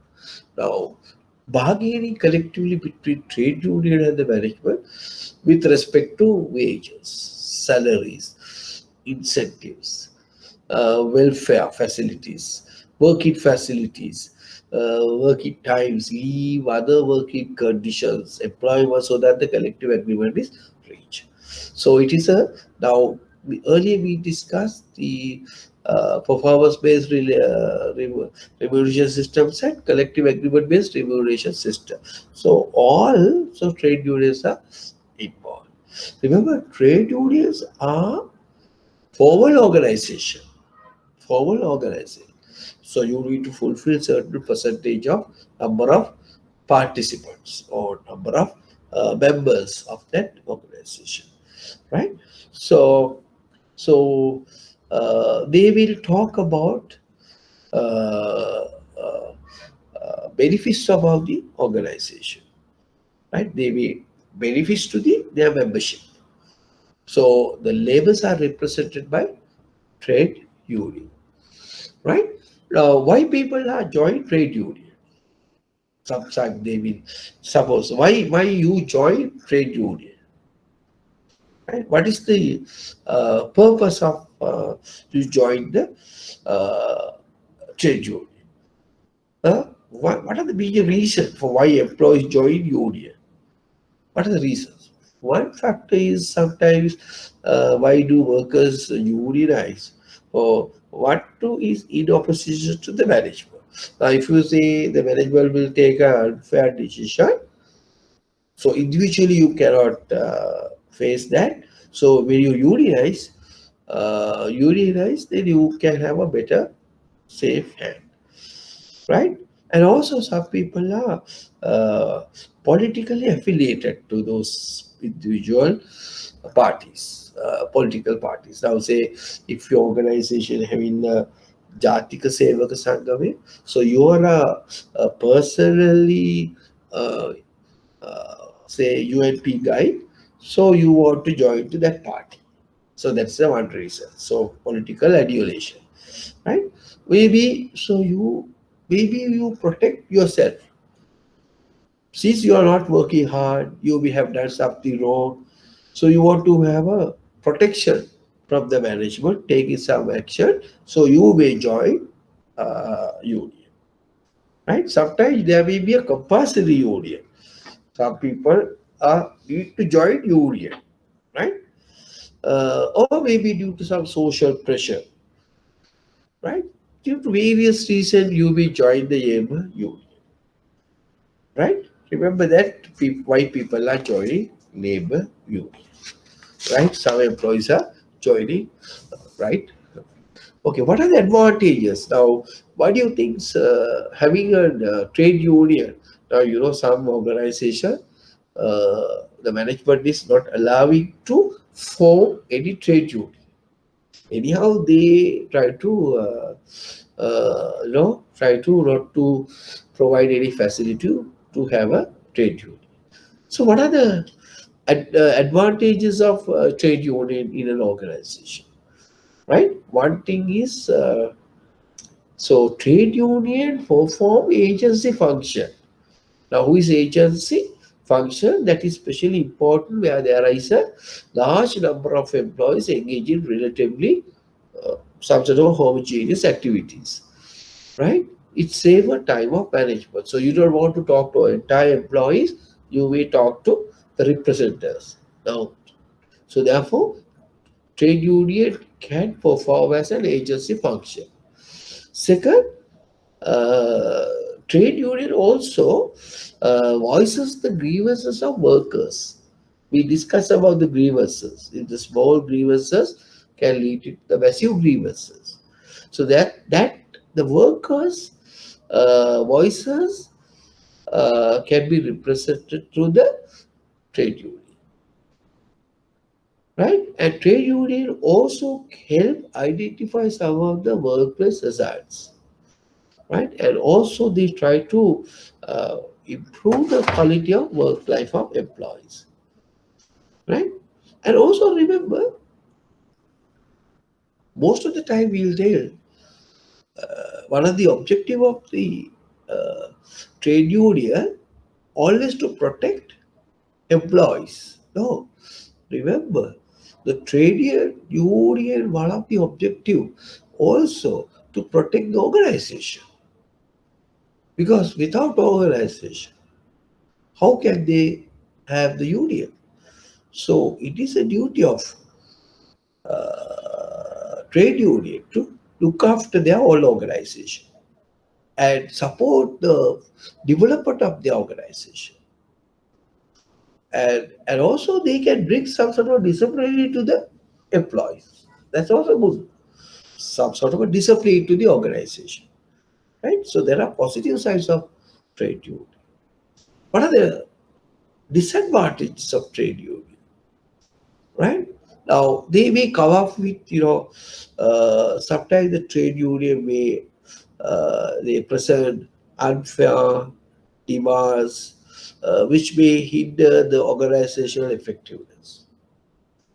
Sometimes some of the trade union actions like work to rule, strikes may be detrimental to the organizational productivity. Uh, and also sometimes it may be limited the management flexibility and authority for decision making, right? Maybe can be limited by these trade unions. So there are some positive sides as well as the negative sides of trade union to an organization. In an organization, right? There may be a good as well as the bad thing for organization. Remember that also. So what we discuss here under this final episode of the management, we discuss what is labor relationship.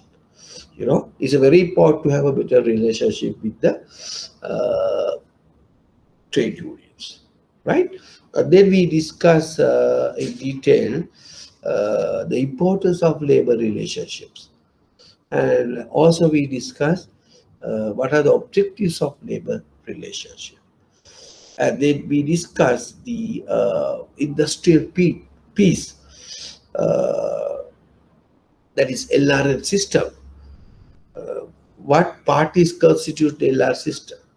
There are three parties: unions, which represent the employees; management, which represent the employer; and the government. So in order to have a industrial peace, so because each three parties having different objectives, so when you try to achieve these objectives, individual objective, there may be a conflicts. So it is a duty of to maintain a better relationship with these parties that will create the industrial peace. And then we discuss why employees join trade union. What are the reasons why we people or employees need trade unions? And then finally, we discuss what are the objectives and advantages of trade union in organization, as well as some of the disadvantages in an organization of trade unions, right? And then we come to discuss some of the basic labor law prevailing in the country, right? So the employment relationship in Sri Lanka is based on the employer-employee relationship, which over the years has gained protection under the law. The common law concept of the contract based on a master and a servant relationship under Roman Dutch law, which was later influenced by English law concept. Right? Okay. So that was first Roman Dutch was replaced or influenced by English law. So what are the acts passed in the parliament? Statutes regarding the employee welfare. So you have an Employee Provident Fund Act. So that is the largest fund available uh, in Sri Lanka, largest security funds available in Sri Lanka uh, is something uh, close to 3 trillion. Yeah, we call as some trillion rupees, the largest fund. Uh, and Actually it is a, it is a contributory provident fund scheme. Both the employer and the employee need to contribute. So employer is to contribute 12%, whereas the employee need to contribute 8%, right, for the total gross salary. So what is the main objective of the Employee Provident Fund Act or Provident Fund? Is to ensure that an employee get a lump sum payment in his old age or retirement, right? Uh, these these fund, that is Employee Provident Fund, administered by Commission of Labor, but the fund is managed by the Central Bank of Sri Lanka, right? And mind you, there may be a issue. This is the largest fund is around 2.4 trillion rupees, the largest social securitization fund in Sri Lanka is called Employee Provident Fund. So once you reach your 55 years, so you in a position to get your Employee Provident Fund. Suppose that if you have some disabled permanently, right, disabled, so also you can uh, call for Employee Provident Fund partly or maybe full, right? It depends on your condemned situation. And also, employee fund can be used uh, for you to take any housing loans and things like that, right? And it can be used for you to build a house like that. So remember, employee fund uh, is a very, very powerful uh, fund which will protect the employees of the Sri Lanka. Every person, everybody, usually, if you're working, you need to open an EPF account, right? And also, you need to remember that ETF, another fund which was created in 1983 under the Employees Fund 46 of 1980. Here only, actually this is initiated by Mr. Lalit Taturat Budili, the late minister, and only employee trust fund, only you need to contributed by the employer. So the employer contribution is 3%. And not like the employee provident fund, but employee trust fund, there will be a interim benefits given to the employee. Now, say once you completed 5 years period in the same place, or if you move for another job, you can collect the employee trust fund, right? And this fund also recently introduced, I think it is around 250 billion or so. So not so bad, right? 250, 260. And this employee trust fund also basically managed and administered by both employee trust fund board, right? Uh, and there will be a a lot of benefits also they are offering for their employees, children's scholarship exams, some medical benefits. So these two specific acts are basically to safeguard the employees, right? Then you have a payment of gratuity schemes where you can get some gratuity of certain percentage working for certain period. And then Shop and Office Employees Act covered under the under the under the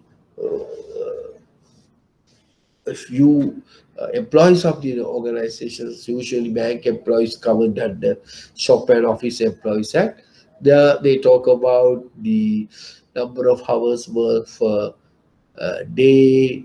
So the under what circumstances you have to work, protections, all will cover under Shop and Office Employees. Overtime payments, how often you have to pay overtime, your leave particulars, leave entitlements, all comes under Shop and Office Employees Act. Then if you terminations of employment of workers act against these are basically talk about if you employer want to terminate the employee, what are the benefits or what are the actions that employer has to take before you terminate any employee, right? They will tell you under what circumstances the employment of workers can be terminated, right? Then you have a trade union ordinance act also, which give some legal rights to the trade union. Uh, uh, the, how you recognize as a trade union for an organization. And then in the terminations of employment of workers, government is going to relook at it to modify the rules even for Shop and Office Employees Act. May government's going to relook at it to change some adjust some amendments to those acts. Then there's another act I will discuss you, industrial disputes. As if you have any disputes between employer and employer, so what sort of how you can sort it out these disputes? What is the method of what are the practices you can adapt for to settle your disputes?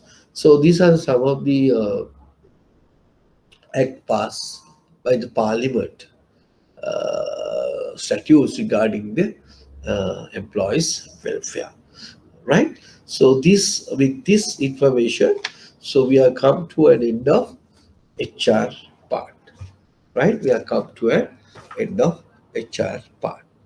So then I think we under that we learn all HR activities. What is human resource management? What is personal management? How you evolve to HR management, and then we discuss strategic HR management. What are the objective? What are the strategic goals, generic purposes of human resource management, right? And then we discuss the functions of human resource management, where we discuss job design, job analysis, right? And then we discuss about the recruitment, then we discuss the selection, we discuss the hiring, then we discuss the induction, we discuss the performance management, then we discuss the performance evaluation, and we discuss the training and development. Today we started the new session, and then we discuss the importance of uh, uh, safety and health of organization, managing safety and health of the employees, and then we discuss the managing grievances in an organization, and then we discuss the discipline management of the organization, right? And we discuss the importance of The rewards management also, remember we discussed, and we discussed also the job evaluation also, and then we discussed the labor relationship, why it is important labor relationship, what you mean by uh, what do you mean by the LMR, labor relationship management, and then we discuss some of the act passed by the parliament, which will looking after oh, the employees' welfare. Right? I think I'll just touch some of the human resource activities, functions, and HR department need to carry out. Right? So then we start today another important area. So that is what you call change management and workforce diversity. It's another new area, and we may continue with the next week with the same topic. And we have a time permitted. I send you a small note on that, but I promise you that is ethics, right? Ethics, work ethics. What do you mean by work ethics and things like that? Right. So let me start a little bit of change management and a workforce diversity. Right. If we have some more time, we will go for another 10 minutes about this. Now, change is everything in this world is subjected to change. Everything is changing. So, so in today's highly competitive and dynamic business environment, right, we understand what is change is take its place. Right? So we need to manage the change. So every organization are subjected to change. So therefore the banks are not exception. So if you want to develop or if you want to grow your organization, right? Remember, organization remains acted for long run, does not keep pace with the dynamic changing business environment. So we need to change with this changing environment. So then only we can survive in the organization, right? So therefore, managing need a change is play an important role. Now, when you're going to change, remember, it always evoke resistance from employees. Suppose if you have come up with new, total new solution, if you're going to outsource some people, if you come up with a total solution, go-back solution, sometimes employees may resist. Employees resist change because of the risk associated with. Now we need to understand what are the risks, threat to a peaceful living and give rise to a stress. That is the employee's point of view. The attitude and behavior of majority of employees of an organization represent the organization's culture. Right? So that's our culture we discussed in greater length earlier. Culture is a set of beliefs, customs showed by a set of people. So those employees showed this within an organization we call organization culture.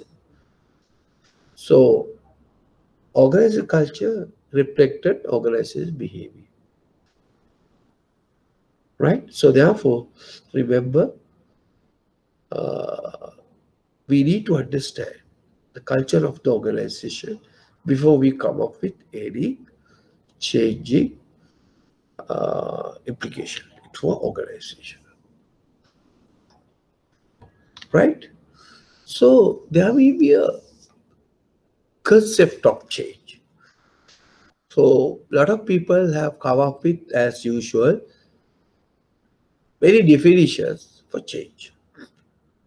Many definitions for change. So change has been defined by various management practitioners in different manner and different types. Now the few definitions of change are as follows. Change is not a merely necessary to life. It is life. That is what I'll be first talk about. There's another James A. Stoner, the famous management guru. He talk about change as a systematic attempt to redesign an organization in a way that will help it adapt to changes in the external environment or to achieve new goals. So what he said is an organization adapts some changes to meet the changing requirements of the external environment. So Stefan P. Robbins identified change as a with making things different. Things must be different because they change constantly. Because only things that change in the world is the change. Everything is change. So you must be change you wish to see in the world. So that is what Mahatma Gandhi talk about the change.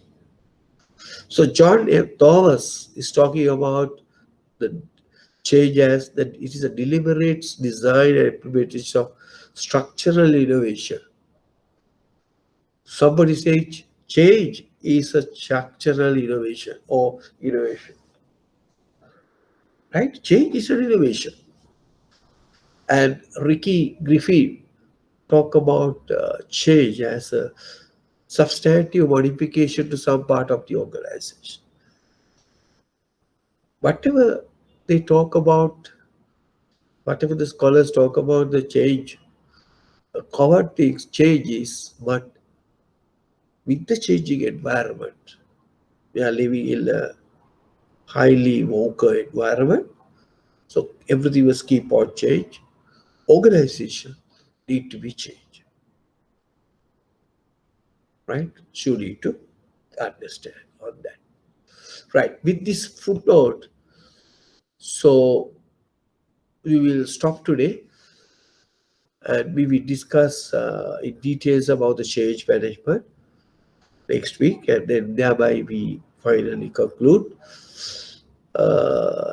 next week of carried out 10 weeks, almost 2.5 weeks about people management. Okay, so we will stop today and we'll continue next week, the last week of my lecture series. We will continue the management as well as Excuse me, sir. of employees and some ethics. Excuse me, sir.